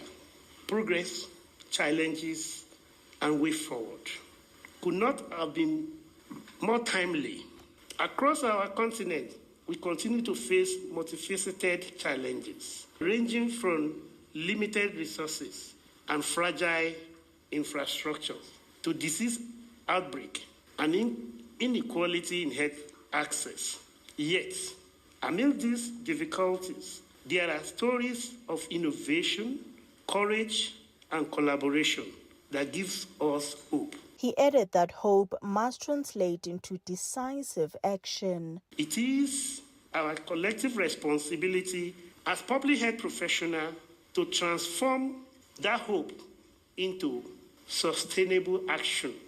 This conference provides invaluable platform for exchange of ideas, share best practices, and foster partnership that will move Africa closer to achieving universal health coverage. One of the dominant themes was the urgent need to strengthen African-led research. Speakers emphasized that while Africa bears a significant disease burden, much of the published research on African diseases still comes from outside the continent. Conference Chair Professor Martha Chakiwa from Sefako Makhatu Health Sciences University in South Africa raised concerns about the ownership of African data. Research and science conducted in Africa is still very relevant because all the diseases, or most of the diseases that are prevalent and discussed and published on, are actually happening in Africa. And now, as researchers in Africa, are we responsible for the writing or the documentation of everything that's happening in Africa? No. She further noted that despite financial constraints and limited access to high-profile journals, African researchers must push to tell their own stories. Research has shown that of all the diseases that are happening in South Africa or in Africa in general, such as tuberculosis, malaria, and Ebola, most of the research on these diseases is actually published in the Global North by 9 African authors. And why is it like that? I know we've got other restrictions which comes from monetary restrictions or access restrictions to high-profile journals, but are we trying? So this conference is meant to put together African researchers, African scientists that are passionate about Africa and coming up with African solutions for African problems. Researchers from across the continent also presented new findings ranging from disease surveillance to health technologies. Among them was Nigerian pharmacist and researcher Samson Emelike, who highlighted vaccine delivery challenges in resource-limited settings. In resource-constrained countries, one major challenge is last-mile delivery of vaccines. You will agree with me that vaccines, just like any other product, good products, if they are not delivered at the point that they are needed, we wouldn't be fulfilling the functions of logistics. As Africa continues its journey towards stronger and more equitable health systems, this conference serves as a reminder that solutions must be African-led and grounded to collaboration. Reporting for Channel Africa, I am Lebogang Mabange in Johannesburg, South Africa. Sudan is now in the grip of one of the worst hunger emergencies on the planet, with women and girls facing the sharpest edges of the crisis. According to a new UN Women Gender Alert titled Last and Least, millions of women are eating less or not at all. Conflict, mass displacement, market collapse and blocked routes push communities to the brink. Female-headed households are 3 times more likely to face extreme hunger, and the report warns that the famine-like conditions are already taking hold in parts of Darfur, Kordofan and Nuba Mountains. Well, for more on this and these findings and what needs to happen next, we're now joined by Salvatore Nkurunziza, who's the UN Women's Representative in Sudan. Thank you very much indeed for joining us, and welcome to the program, Salvatore. Appreciation is mine. Thank you. This report lays out an extremely grim picture. How would you describe the scale and the urgency of Sudan's food crisis today, particularly for women and girls? Well, we are seeing acute food insecurity in a part of North Darfur and South Kordofan, and the hunger emergency that now leaves nearly 11 million women and girls acutely food insecure. Health services, nutritional centers, agricultural activities have all collapsed. Over 80% of facilities are shut down, and after the last maternity hospital in El Fasher was looted, some women gave birth in the street. As families flee towards Tawila, Kolma, and Maliti, within Darfur areas and in part of Kordofan, women report extreme hunger, sexual violence in the move, and no safe space left for them. Why are women and girls particularly vulnerable? Well, in general, conflict has a devastating impact on people's livelihoods in Sudan and basically in any war zone. Particularly women and girls for 2 drivers for female hunger. One, inside the household, norms means mothers and daughters often eat least, and many women skip meals to children can eat. 2, outside the home, access is dangerous. Blocked route and looting restrictions aid in the markets.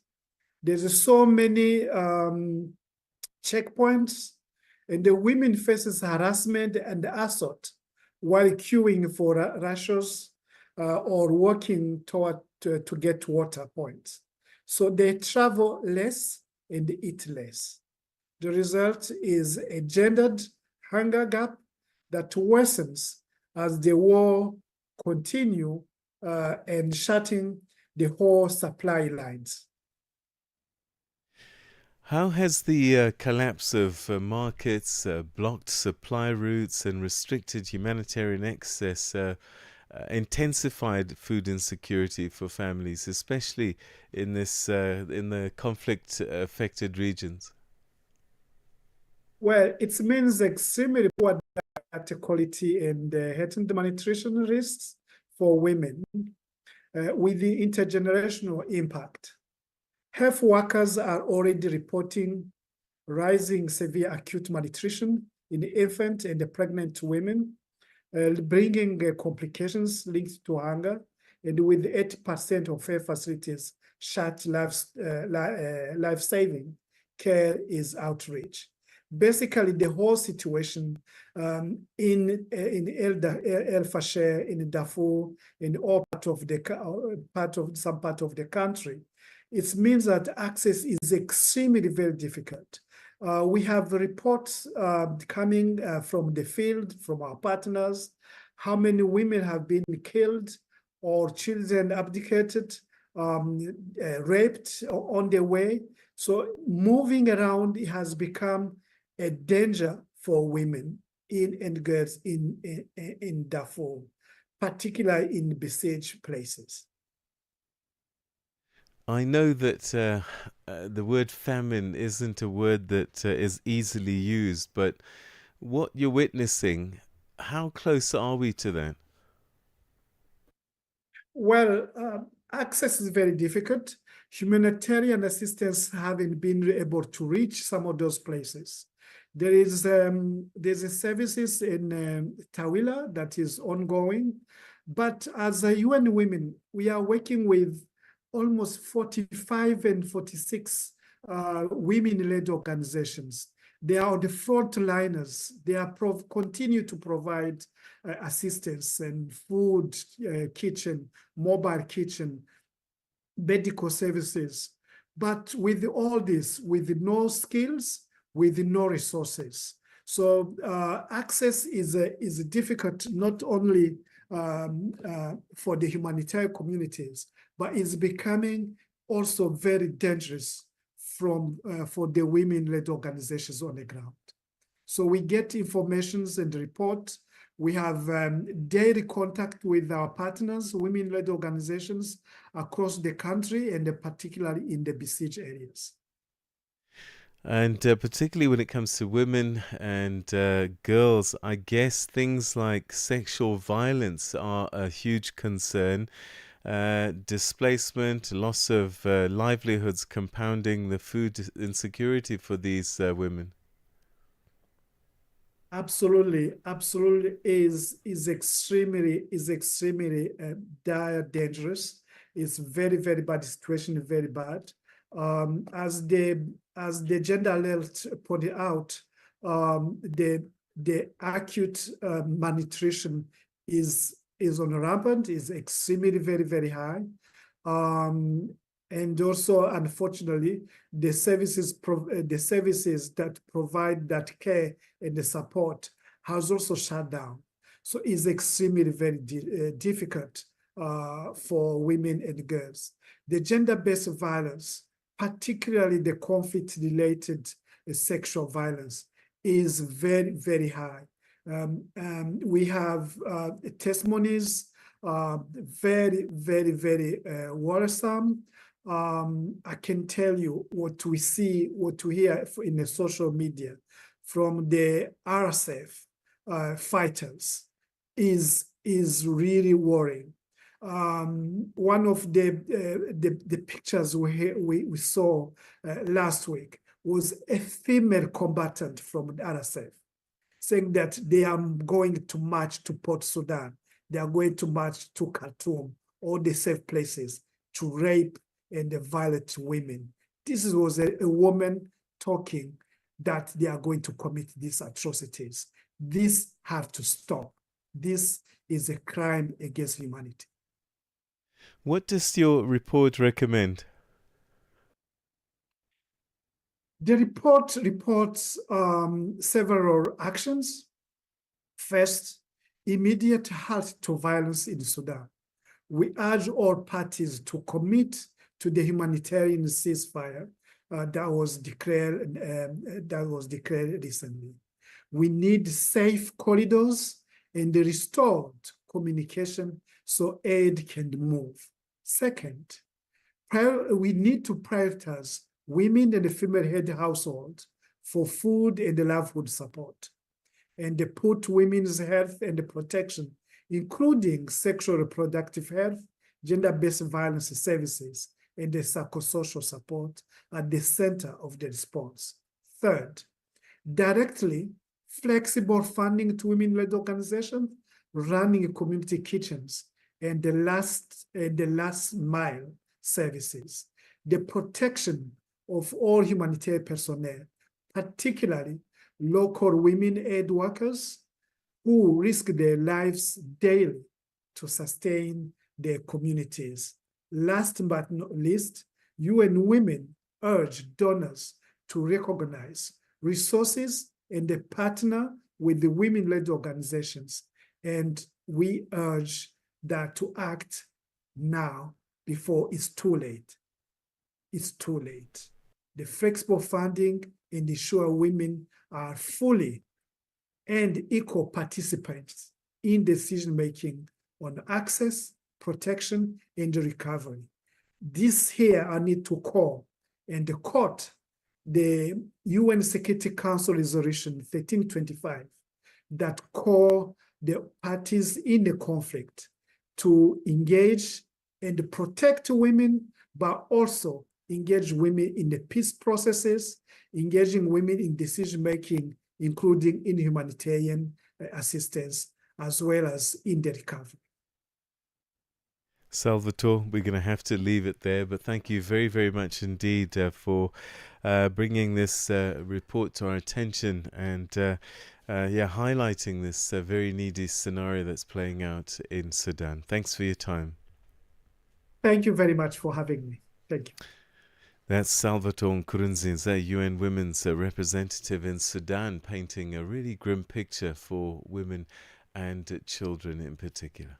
From Africa's broadcast capital to the furthest corners of the globe, this is Rise and Shine, every weekday mornings on Channel Africa. We enter now the third and final hour of Rise and Shine. It's 8 o'clock Central African time. Good morning to you. This is Channel Africa. We bring you news and current affairs from the African perspective. I'm Asanda Beda. And I'm Peter Ndoro. Good morning, Asanda Beda. Good morning. We've got about 7 days to go before G20. My goodness. Less than 10 days wow. it is. It's come to this point so quickly. Are you seeing anything around the city? I'm seeing a lot of roads being fixed at the minute. I've seen a lot of posters. There seems to be a bit of a vibe happening. But it's not like ready. the World Cup, hey? That was something special. But it wouldn't. You know, sports events and other events, business and political events, they just don't match. Yeah. But I don't hear a lot of people talking about G20 beyond us as journalists. It's not topic of conversation a lot, even though it's one of the biggest events that you're going to have in the country. Besides that Women for Change campaign, where they're trying to raise the alarm on gender-based violence and trying to coincide that with the gathering. Otherwise, there's been nothing else, you're right. Anyway. You can tune into Channel Africa because we'll always bring you that story. In fact, here's the news with Jwalani Tulongwepe and the sports headlines with Figile Lingwati. SABC News. The African Perspective. Thank you, Peter. Good morning. The 153 Palestinians who travelled to South Africa as asylum seekers have finally disembarked after spending nearly 12 hours on the tarmac at OR Tambo International Airport in Johannesburg. The Border Management Authority initially refused them entry into South Africa because they could not indicate the duration of their stay or the address of accommodation in South Africa. The travellers also did not have the customary departure stamps in their passports. However, Gift of the Givers, who facilitated the humanitarian effort, gave its commitment to accommodate the travellers. Dr. Imtiaz Suleiman, founder of Gift of the Givers, explains what transpired. When they landed at 8:05, then the drama started. No, you can't get off the plane. You don't have an exit stamp. Now, Israel does this all the time. They don't stamp your passport, so to add injury to all the genocide and the terrorism, they make it inconvenient for ordinary civilian people. So they get embarrassed in a foreign country, they have more difficulty, they get more displaced, and they don't know what to do. So we say it's a simple thing. The rule is very clear. If people need asylum or they come as refugees from a war-torn country or wherever, you just open them your borders and bring them in, and you process the stuff afterwards. No, this didn't happen. I started speaking to guys in Water Management Authority. The guys at the bottom were very fine. They said, yes, we understand. These are children and women. They cannot stay on the plane. We've got to bring them in. Zimbabwean politician Job Sikhala and his uncle Alexander Tema are expected back in the Pretoria Magistrates Court in South Africa on the 3rd of February next year. This after they were granted bail yesterday. The pair face a charge of being in possession of explosives. They were arrested last week en route to Zimbabwe.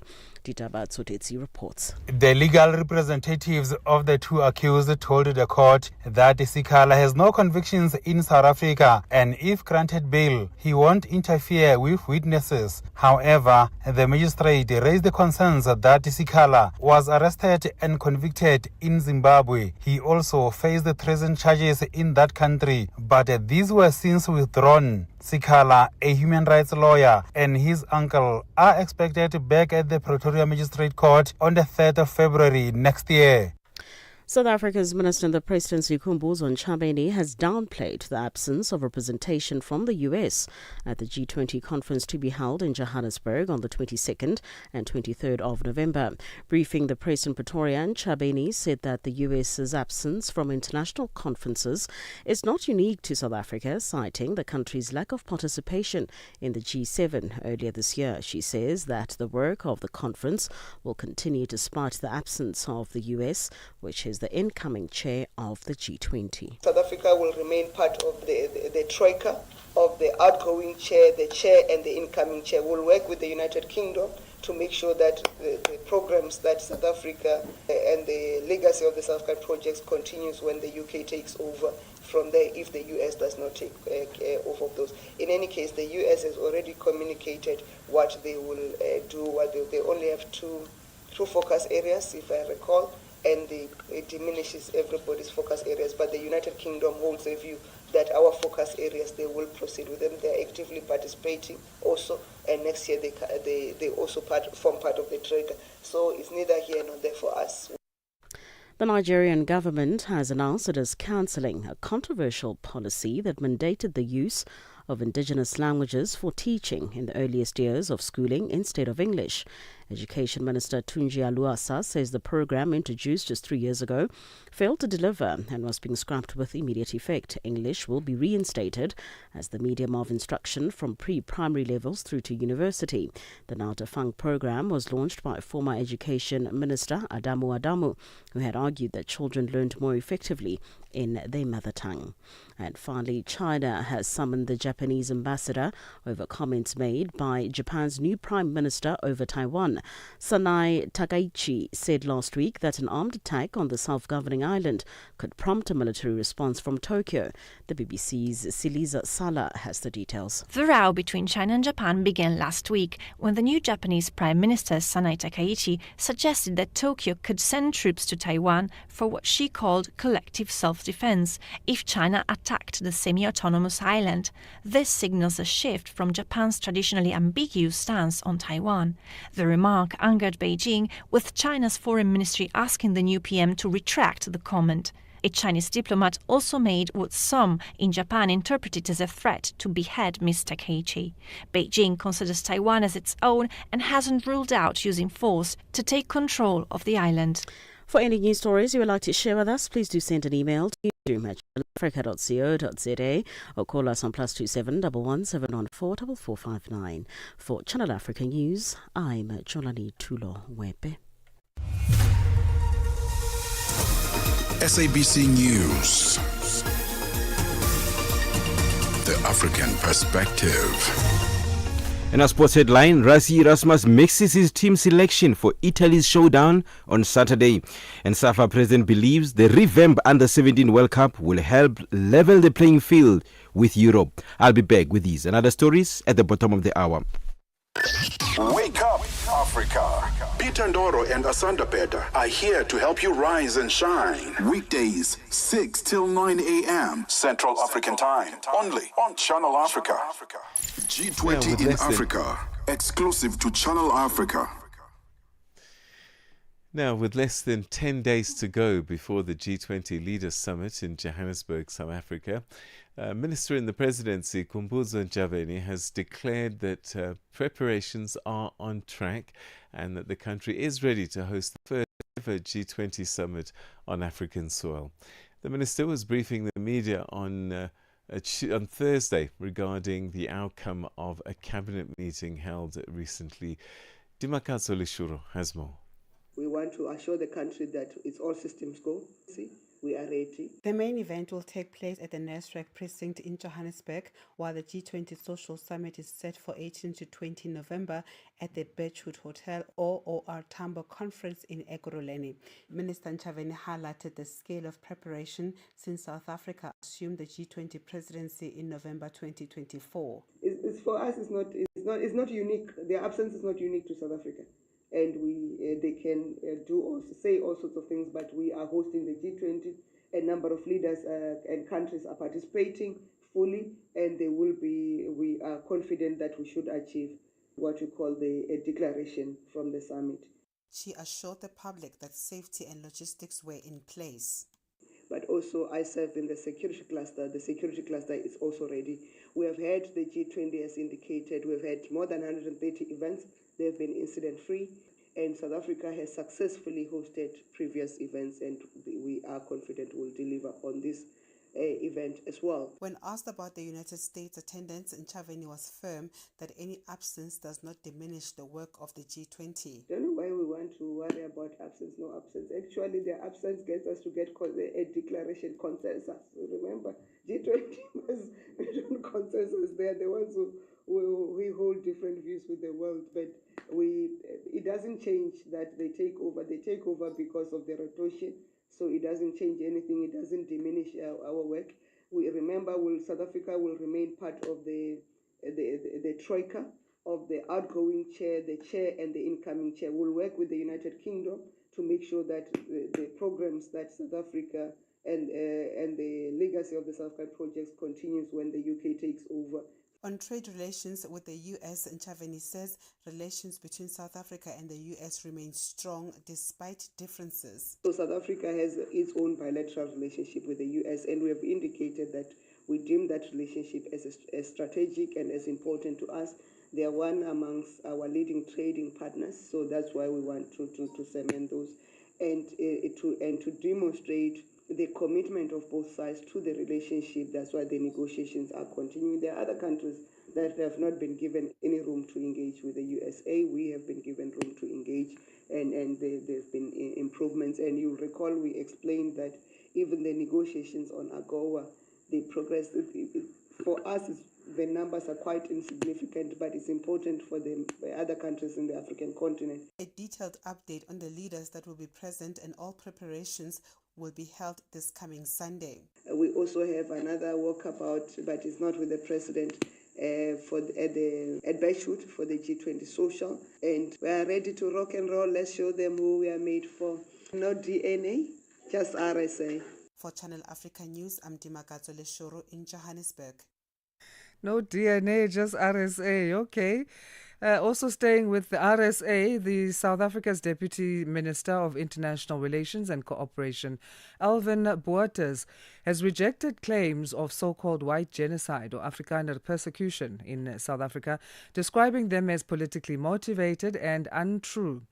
Delivering a keynote address at the T20 summit in Johannesburg, Boertes said South Africa remains a tale of two nations, one largely white and relatively prosperous, and another larger black and poor.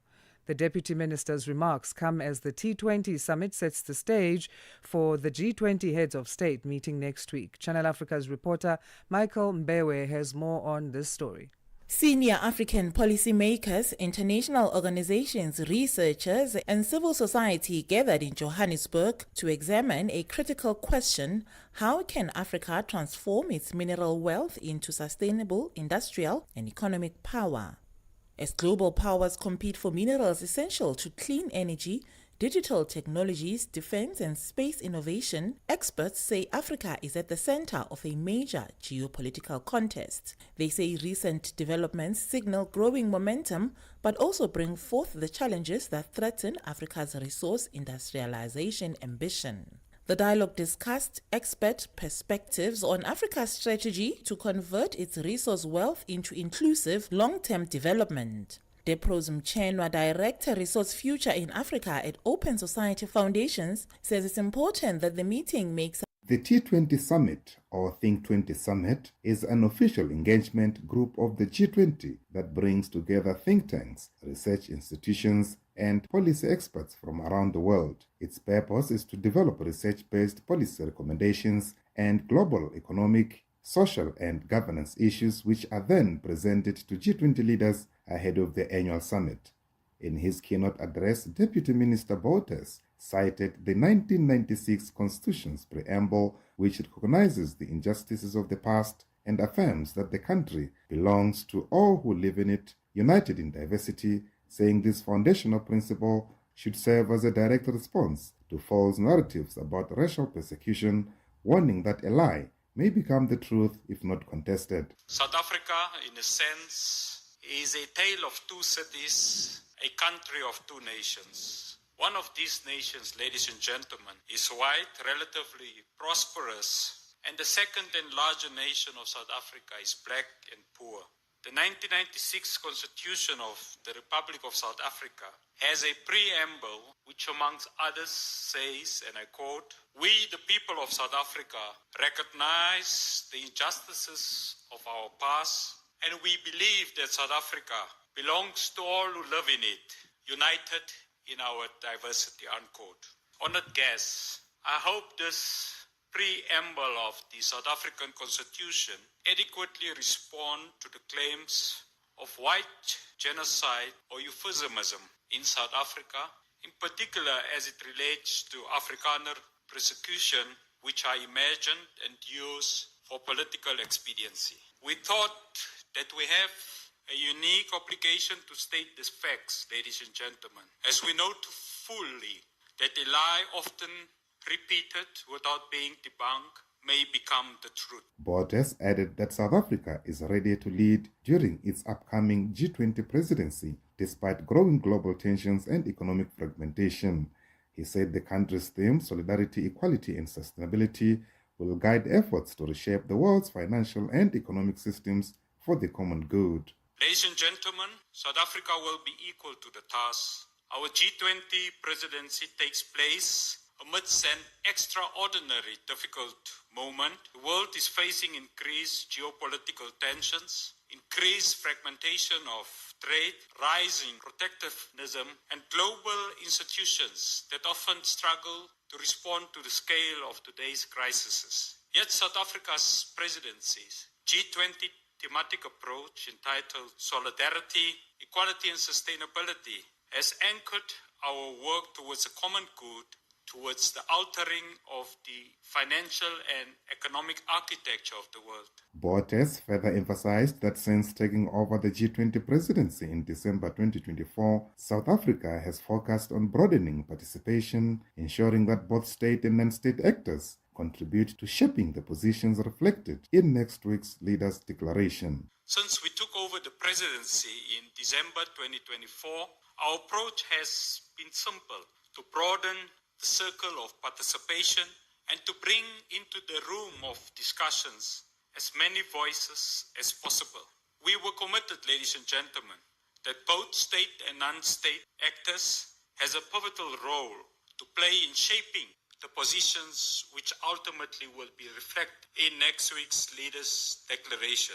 Adding an academic perspective, the president of the Foundation for European Progressive Studies, Maria João Rodrigues, said the global order is being reshaped by three major systemic movements. She noted that the real solution lies in building a new, fairer, and more inclusive rule-based order and called for a smart global strategy to ensure this approach prevails. It seems to me that we are dealing with different, what I can call systemic movements to change the global order. One systemic movement is disengaging for multilateralism and weakening multilateralism. We have another movement which is trying to come back to the previous rules-based order. But I believe this is not the solution. The solution is a third movement, which is also happening right now, and which is working to bring about a new rules-based order, which should be more inclusive, more effective, and fairer.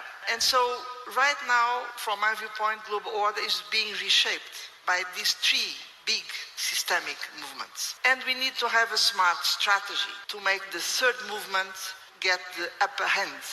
Rodrigues added that the path to a fairer global order lies in building a recent multilateral gains, including the UN Pact for the Future, and leveraging the G20 as a key driver of global governance reform.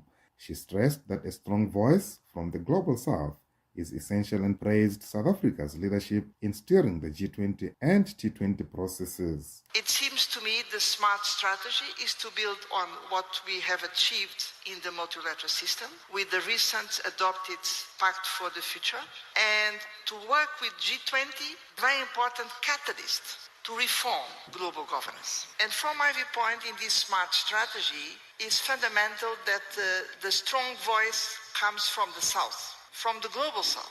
That's why I'd like to use the opportunity also to greet the brilliant way the South African was able to conduct this G20 T20 process. So warm greetings from our side. Michael Mbewe, Channel Africa News, Johannesburg. G20 in Africa, exclusive to Channel Africa, championing Africa through solidarity, equality, and sustainability. Just a little shy of 20 minutes past 8 Central African time. We go to Tanzania now and get an update in terms of what's happening in the country there. So Tanzania's President Samia Suluhu Hassan has appointed longtime ally Mwigulu Nchemba as Prime Minister. The announcement comes after a disputed presidential election sparked clashes. The United Nations Human Rights Office says it believes that hundreds of people were killed in the protests and an unknown number injured or detained. We're now joined live on the line by John Hesh, who is the Vice Chairman of Chadema. Chadema is Tanzania's main opposition party. John, thanks for making time for us this morning. How are you? I'm good. Thank you, Sanda, for having me. Our pleasure. What is the situation in Tanzania at the moment? The situation is quite tense. Still, people being arrested randomly. People charged with the high treason cases, which may, if convicted, they will be hanged to death, killed. So the situation is still tense. Among them, the 13-year-old boy was charged with treason. Influencers from the social media, politicians, and everybody. So the situation is still very tense here. So this latest news then from the government, the appointment of President Suluhu Hassan's longtime ally Mwigulu Nchemba as Prime Minister. What do you make of this? As far as we are concerned as Chadema and the Tanzanians, there was no election. So what they are doing, there is no legitimacy. There is nothing to them. So we don't regard it as an election. So it's upon them to do what they are doing. It's just like they did the military coup. So what they did on 29th is just a coup, is another coup. So we don't regard what they are doing as anything. It's just a circus. And you were arrested also, during the election. For almost 3 weeks, you were in a police station and you were accused of traveling outside the country without stamping your and now you've been released. Can you share with us your ordeal?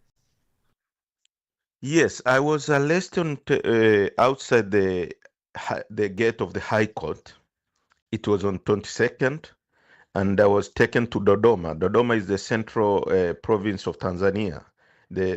Actually, it is the headquarters of the government. So I was taken there to the police station called Mtumba. I stayed in the police station without being charged for 14 days in solitary confinement.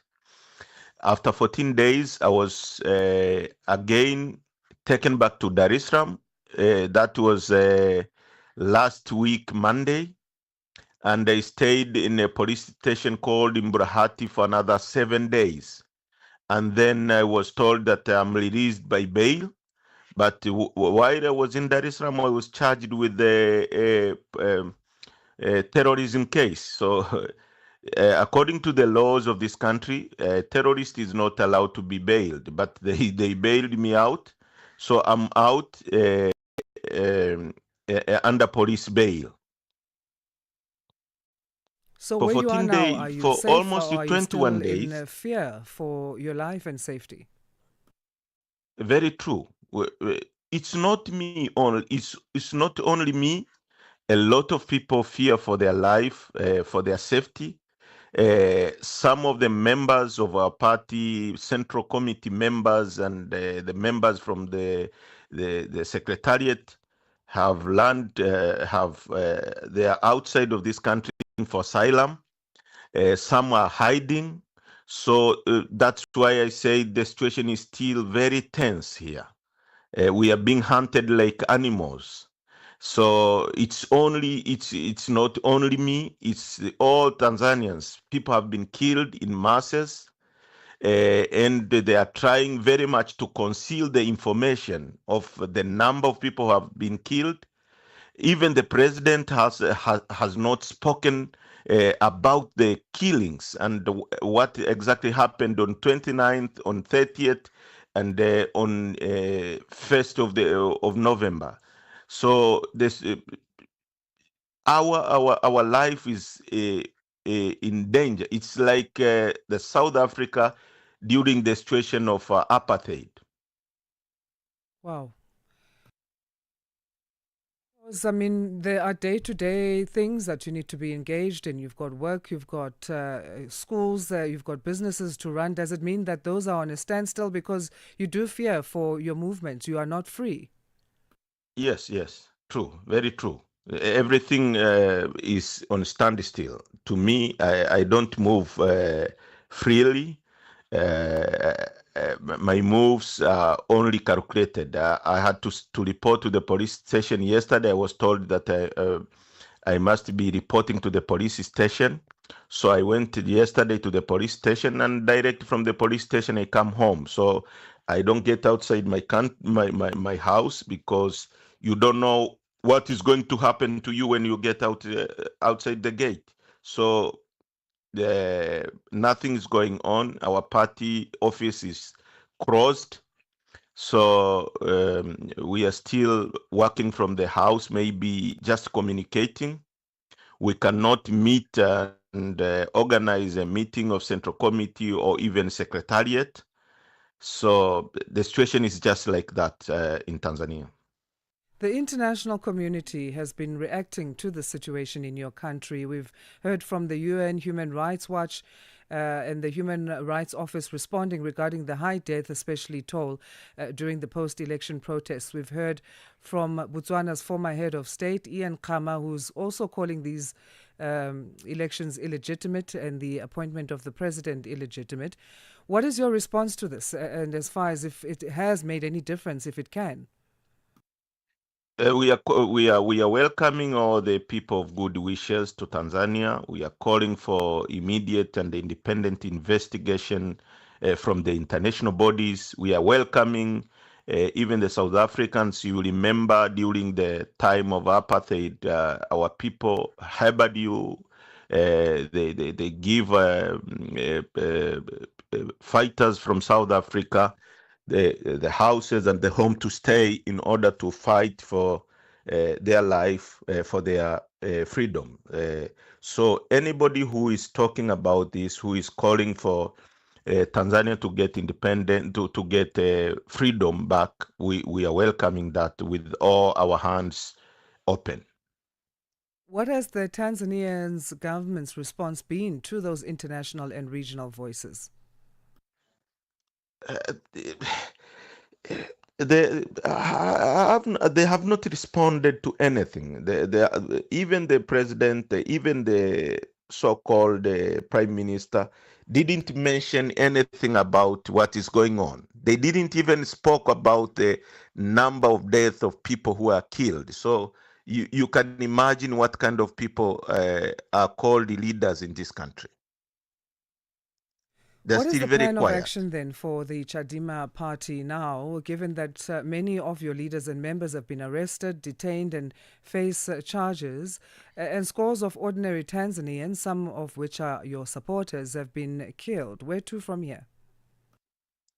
Keep fighting. We are not giving up. We are not going to run away from our country. We know there is a price that we are going to pay, even high price.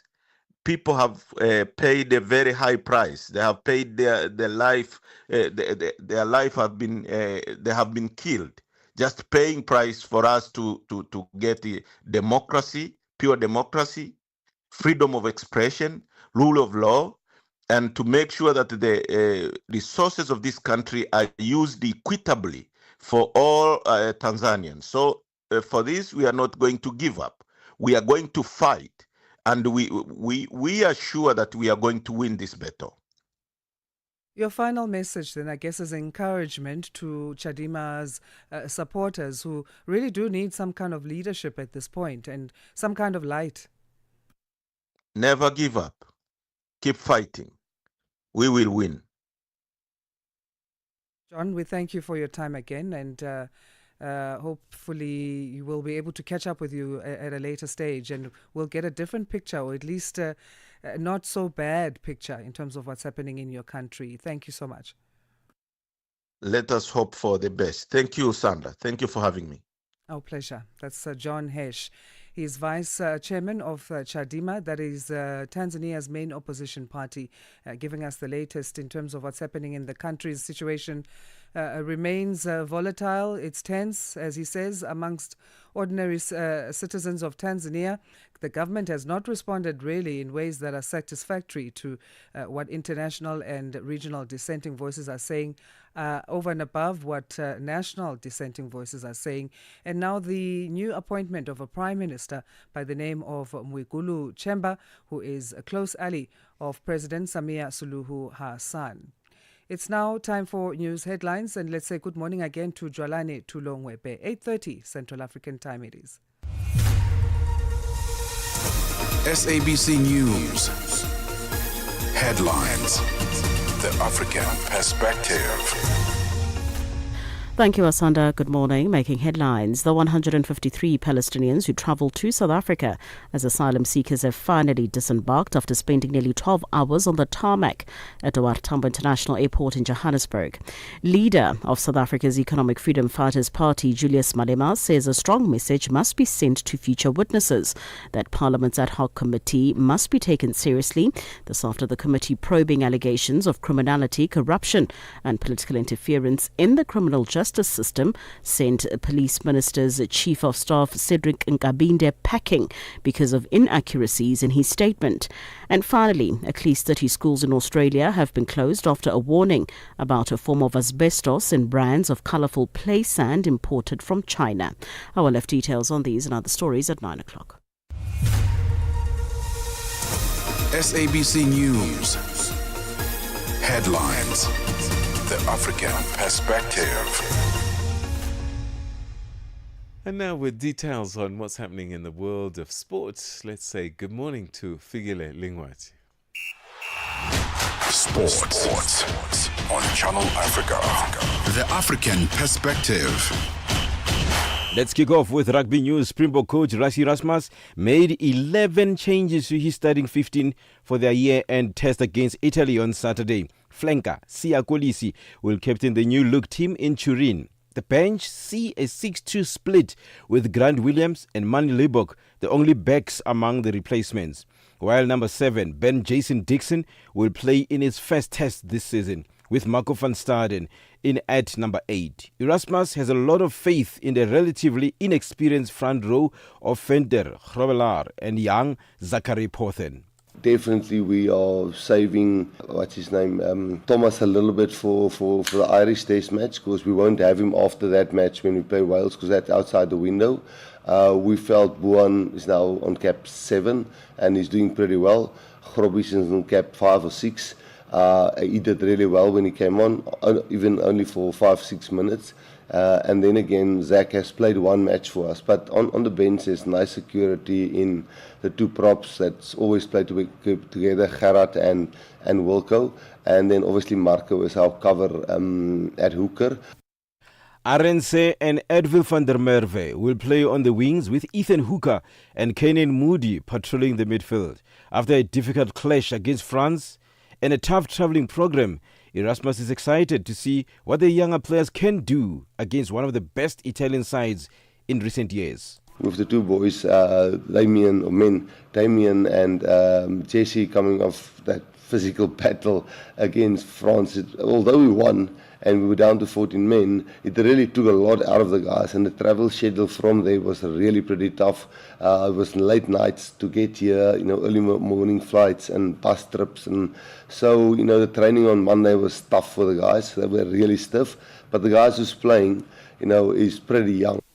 On to football news. The next Amajimbos team is also in line to qualify for next year's World Cup, having already qualified for the 2026 Africa Cup of Nations Under-17 tournament in Morocco.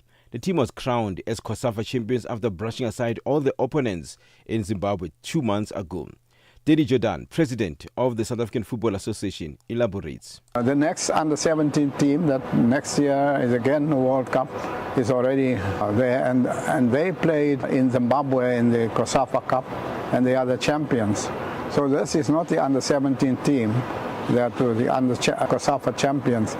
The team that played there, I think there's just 1 or 2 boys in this team that is already COSAFA champions. So we can see that if we continue by developing players, we will sustain the growth path of the players, and very soon we'll have a different Bafana. On to golf news. Rory McIlroy took a big first step towards capturing a 7th Order of Merit crown when he opened with a 6 under par 66 round yesterday in the season-ending DP World Tour Championship. McIlroy was 2 shots behind American Michael Kim, who was a bogey-free in a round of 64, and 1 behind the red-hot Tommy Fleetwood of England, who did not drop a shot as well in his round of 65. For any sports stories you'd like to share with us, please send an email to newsroom@channelafrica.co.za or call us on +2711 714 4459. This is Channel Africa Sport with me, Fide Lingwati. Sports on Channel Africa. The African perspective. Celebrate life every day. Tune in to Channel Africa. Stay connected through a new website and free mobile app. dziko lapansi likuyang'ana mzinda wa johannesburg. atsogoleri ochokera m'mayiko akuluakulu azachuma pa dziko lapansi akumana kukambirana njira zomwe zingasinthe mayiko, misika komanso zatsogolo la mayiko. mukudziwa kale kuti Channel Africa idzakhala komweko kukubweretserani zokambirana zamkatinkati komanso akatswiri kusanthula zomwe zili zofunikira. msonkhano wa G20 kuyambira pa 22 pakana pa 23 mwezi wa Novembala monga momwe ukuchitikira. Karani cheru ku Channel Africa, kalilole wa Africa. The rhythm of Africa, the pulse of the continent. This is Channel Africa, the African perspective. From the African perspective, we now bring you business news, and here's Nosipho Zuma to give us that update. Business news on Channel Africa. The African perspective. Thank Thank you, Asanda. Good morning. In your business news this hour, South Africa's power utility Eskom has assured the public that it will do everything possible to avert any power disruptions as it begins wage negotiations at the National Bargaining Forum with labour unions. Is facing a 15% wage demand from the unions. The talks follow disagreement over the structure of the bargaining process after the company was broken into 3 separate entities. Eskom spokesperson Daphne Mukwena. Eskom tabled its financial position to the unions. The days focused on finalizing the schedule for engagements ahead of the formal commencement of negotiations from 25 to 27 November. We can confirm that operations at all Eskom sites are proceeding without disruption. Eskom acknowledges the importance of these negotiations to all employees and remains committed to engaging in good faith with all recognized unions through the established Central Bargaining Forum. A leading insurance firm believes the energy crisis and unequal labor market practices continue to hinder economic growth for South Africa. Now, according to Co-Face Africa economist Aroni Chowdhury, says the economy has been stagnating for the past 15 years, underperforming against most emerging economies globally. Chowdhury says while reforms and policies are in place, a much greater concerted effort is needed to get the ball rolling. I've been studying South Africa for well over 10 years now. I started my career as an economist because I had worked on South Africa when I was a student, so a long time ago. And so my idea, the South African economy, while it has shown some amount of resilience facing some of the shocks that happened in the previous years, the reality is that the economy has been stagnating now for 15 years. Like if you look at GDP per capita levels, in 2025 the level is actually below the one of 2007. Discovery Bank is set to become the first lender in South Africa to integrate crypto into its mobile platform, allowing customers to trade cryptocurrencies directly in its banking app from December. The feature is being launched in partnership with London-based crypto exchange firm Luno. It will allow clients to link their existing accounts to the Discovery digital bank app and buy, hold and sell crypto assets like Bitcoin and Ethereum. Chandu Goligek reports. In a statement, CEO of Discovery Bank, Halton Kalner, mentioned how the financial world is evolving fast, with crypto assets having matured to become more accessible. The bank, launched in 2021, delivered its first profit during the second half of its financial year, ended June 30. Its competitors include the likes of Absa Bank, First Rand, First National Bank, Standard Bank, Capitec, and Old Mutual Bank. Nigeria has ended plans to impose a 15% import duty on petrol and diesel amid assurances of adequate supply during the year-end holidays. The tariff, approved by President Bola Tinubu as part of fiscal reforms to boost 9 oil revenues, was disclosed in a late government memo last month. It was supposed to take effect in December. In a statement, the Nigerian Midstream and Downstream Petroleum Regulatory Authority says the implementation of the 15% ad valorem import duty on imported premium motor spirit and diesel is no longer in view. And finally, Chinese President Xi Jinping has also pulled out of the upcoming G20 summit in Johannesburg. He'll be represented by his Prime Minister. No reason was given, but there's probably nothing sinister about his decision. He has scaled down on international travel in recent years. He attended last year's G20 summit in Rio de Janeiro, but Li also represented him at the 2023 G20 summit in New Delhi and the BRICS summit in Brazil earlier this year. He was President Donald Trump, and his co-Argentinian counterpart, Javier Milei, has also decided not to come to South Africa. Your financial indicators: $1 in Nigeria is trading at 1,000 naira 438. In Botswana, it's 13 pula 43. Kenya, the dollar is trading at 128 shilling 21. And in Zambia, it's 22 kwacha 46. The BRICS countries: $1 in Brazil is trading at 5 real 28. Russia is 81 rubles 15. India is 88 rupees 59. China at 7 yuan 12. And in South Africa, $1 is trading at 17 Rand 11. $1 is trading at 76 pence to the British pound and 86 to the euro. Looking at commodities, the gold is trading at $4,204 and platinum at $1,602 per ounce, while the price of Brent crude oil is at $64.44 a barrel. Now, for any business news stories you would like to share with us, please send an email to newsroom@channelafrica.co.za or call us on +27 11 714 4459. For Channel Africa Business, I'm Nusi Posoma.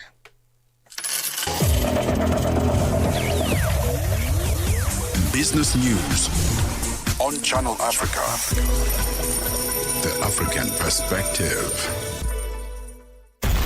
From Cape to Cairo, Dakar to Dar es Salaam, rise and shine with Peter Ndoro and Asanda Beda on Channel Africa.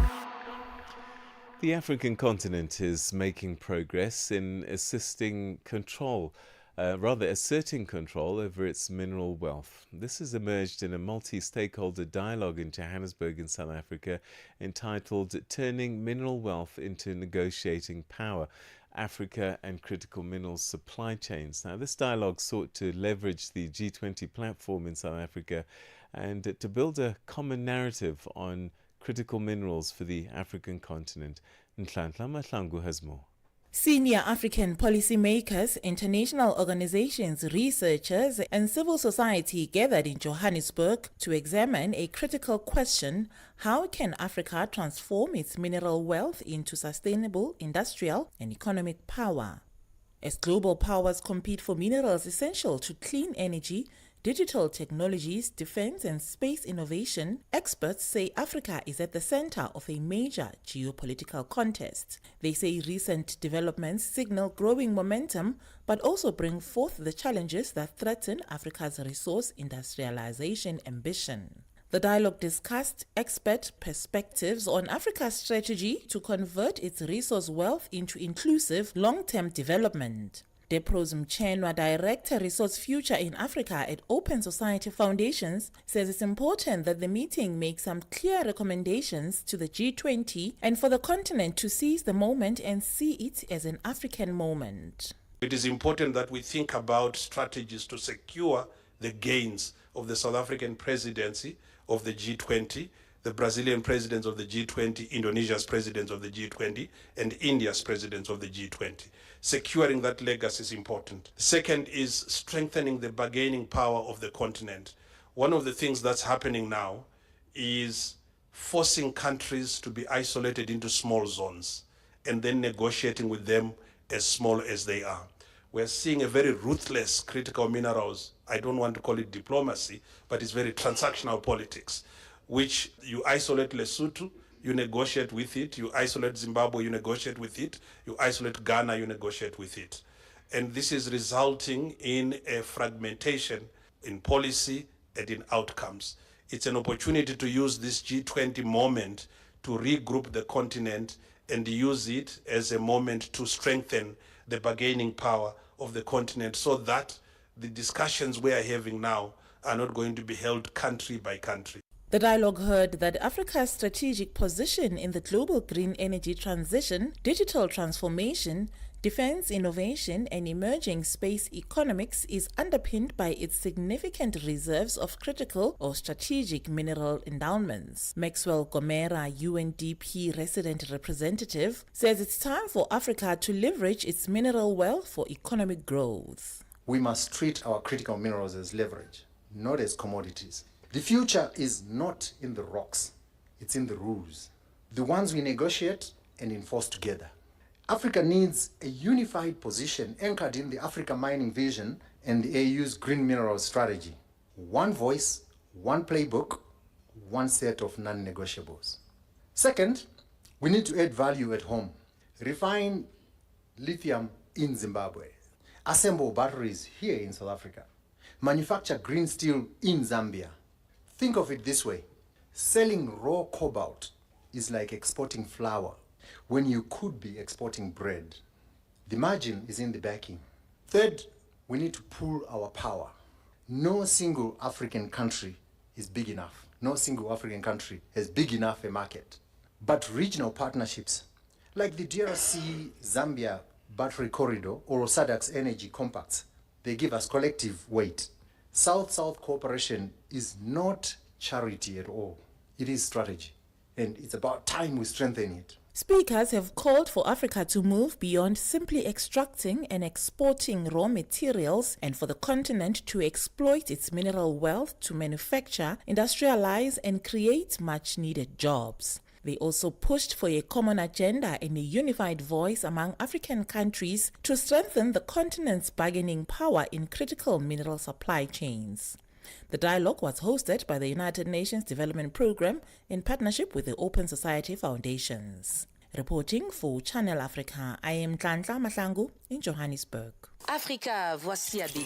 Oui, c'est moi. Abedi est un passionné de musique dans l'âme. Il a un goût pour toutes sortes de musique et passe ses journées à écouter Channel Africa. J'aime beaucoup la musique africaine. Ok. Devinez quoi? Channel Africa veut aider Abedi et les mélomanes du monde entier à découvrir encore plus de musique incroyable. C'est pourquoi Channel Africa appelle les artistes africains à soumettre leur musique. Chers artistes, n'oubliez pas de nous fournir toutes vos informations pertinentes à l'email adresse musique@channelafrica.co.za. Les soumissions sont votre chance d'être entendues, mais elles ne garantissent pas une playlist. Toutes les soumissions seront soigneusement examinées pour voir si elles répondent aux exigences de notre station. Channel Africa, la perspective africaine. 9 to 12 midday, Central African Time.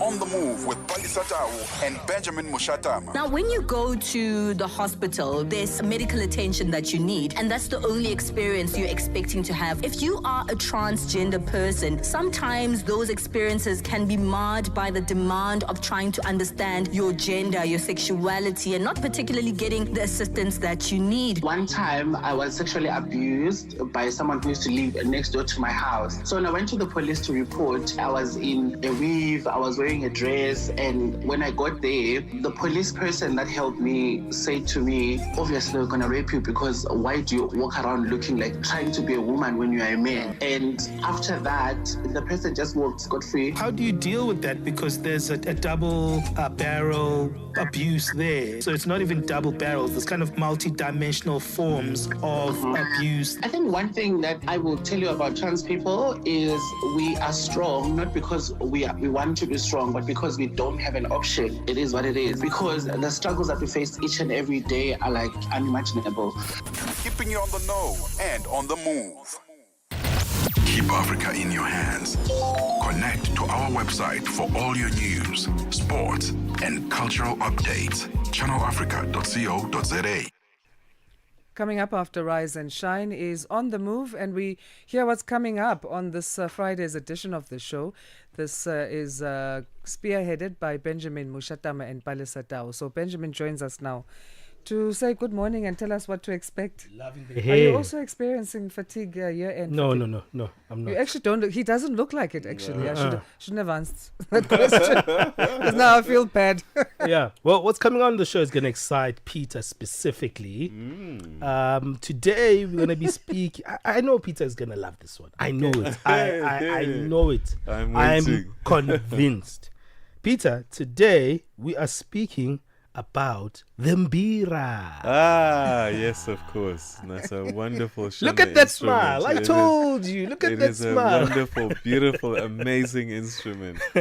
Yeah, and for people who don't know what a mbira is, imagine a xylophone built in a, what do they call those? A shell of a pumpkin something, yes. yeah. And you pluck them. Much like a xylophone, and it makes a unique, wonderful African sound. Fantastic. Yes, I'm excited. I love it. And we'll also speak a little bit about its history, because in its origin, women couldn't play the mbira. It was prohibited because, so over time, because of just the the openness in modern society. Women started playing the mbira as well. We're going to have a woman who plays the mbira to tell us a little bit about the history and the excitement of that beautiful instrument. No, you've got at least one listener. All right. Yeah, that's on the move a little bit later on. Fantastic. Your morning companion with the stories that matter. This is Rise and Shine on Channel Africa. So time now to check in with what's happened in the world of lifestyle, entertainment, the arts and culture space for this past week. Up to date as our Channel Africa's Nhlanhla Mahlangu tells us this week. It's called Artie Beats, this feature, and here we go.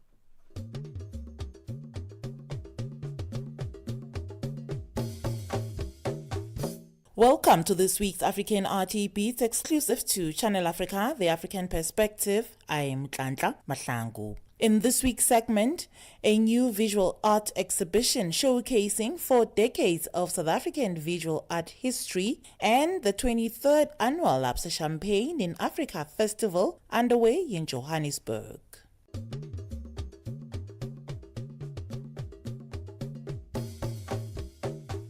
A new visual art exhibition showcasing 4 decades of South Africa's visual art history is underway at the Nelson Mandela Square in Sandton, Johannesburg.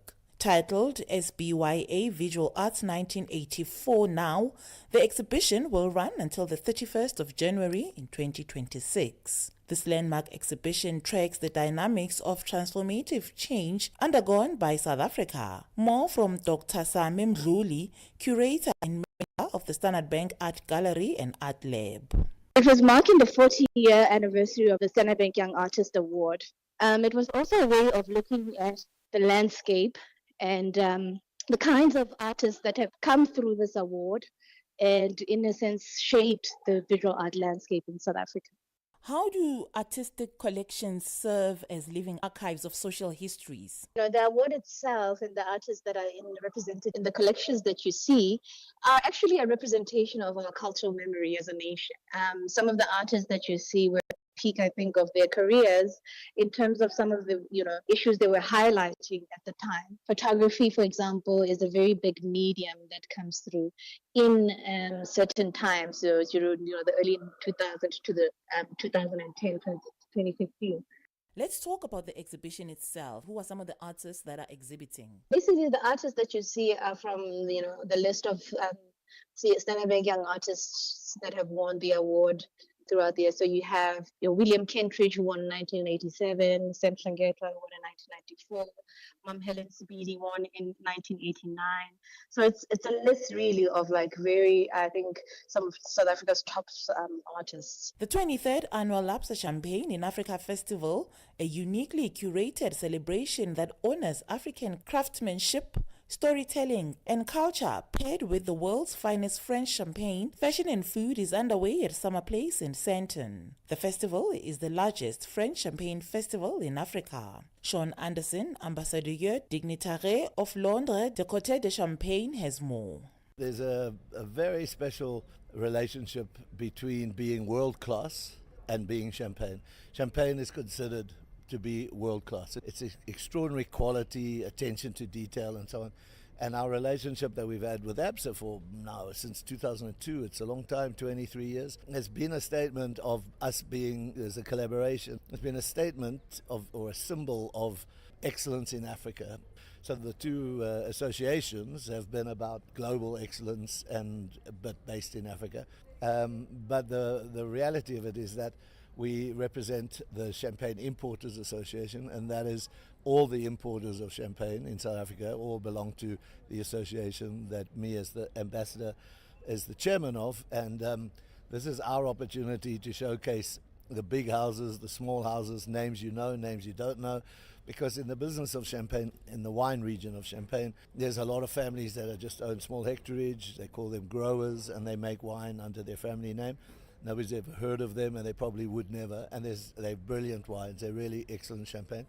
And then there's the big houses that we know so well. So the problem is that sometimes, in such a diverse wine-producing environment where you have small families, the ones with the money get more of a look in, and the ones without the money don't. So we try to present all the champagne houses under one roof in the same way. So nobody gets a chance to dominate. Nobody gets a chance to say, I got more money than you, I'm prettier than you, I'm richer than you. Everybody gets a chance, and the South African public gets a chance to see that there's a lot of opportunity to taste a lot of different champagne from small and big producers in one place. And for that reason, it's a very unique opportunity. And champagne in its own right is a unique celebration of life and peace and iconic sort of lifestyle things, friends and things that matter. I believe this festival will also go to other African countries. The idea is that we should be celebrating success and world class in Africa. We should be celebrating it in all the African countries, and that's the intention now. The Johannesburg leg of the Brutal Fruit Pink Table took place last Saturday at Ground the Venue, a sold-out celebration of femininity, music and connection. The event brought together some of South Africa's most stylish and influential women. Since the media launch in Cape Town earlier this year, the Pink Table has expanded across South Africa and even featured internationally during the Paris Fashion Week, bringing together women from across the globe. We end this segment of the RT Beat with a snippet of award-winning musician Zinqumalo, who performed with a full band, bringing a different element to her energetic performance.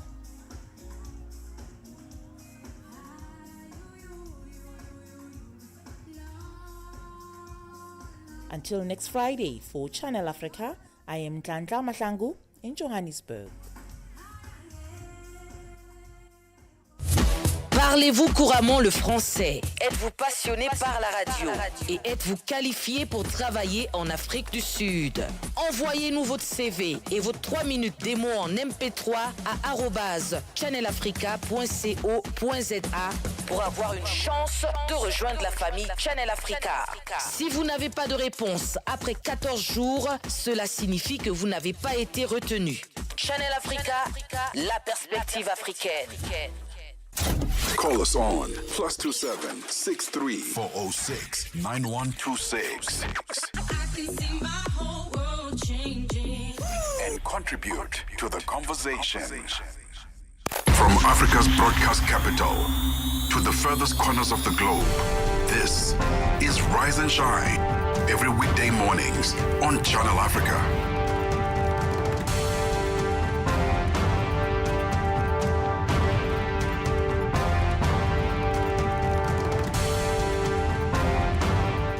Brings us to the end of the show for today and for the week. Did you have an interview that stood out for you this week? A favorite one or one that... I think Tanzania really disturbed me this week. Yeah. I think, I expected so much more from Samia Suluhu Hassan, and maybe because I look to her as a mother, as a woman, and the stories I hear about what's happened to women in particular under her leadership breaks my heart. Yeah. So that's the one story that really, really stood out for me this week. Okay. And well, you? I think this Sudan Darfur situation, it's shocking. And I think we have to have these conversations and talk as much as we can, as much as every time we talk about Sudan, there doesn't seem to be improvement. Yeah. But we need to keep talking about it because of the very same fact that there's no improvement. So the more we speak, the more a picture that's clear is painted in everyone's head, and eventually something will happen. Yeah. Keep our fingers crossed. It's 9 o'clock, which means it's time for your news with Joalane Tulongwebe. Goodbye from us. SABC News. The African Perspective. Thank you, Peter. Top stories this hour. More details emerging on plane landing with Palestinians on board in South Africa, and at least 30 schools closed in Australia. Good morning. Gift of the Givers has blamed Israel for the uncoordinated entry of Palestinian refugees into South Africa at the OR Tambo International Airport in Johannesburg. Yesterday, the Border Management Authority denied entry to 153 Palestinians due to incomplete documentation. According to the BMA, the Palestinian passengers were not allowed to disembark from the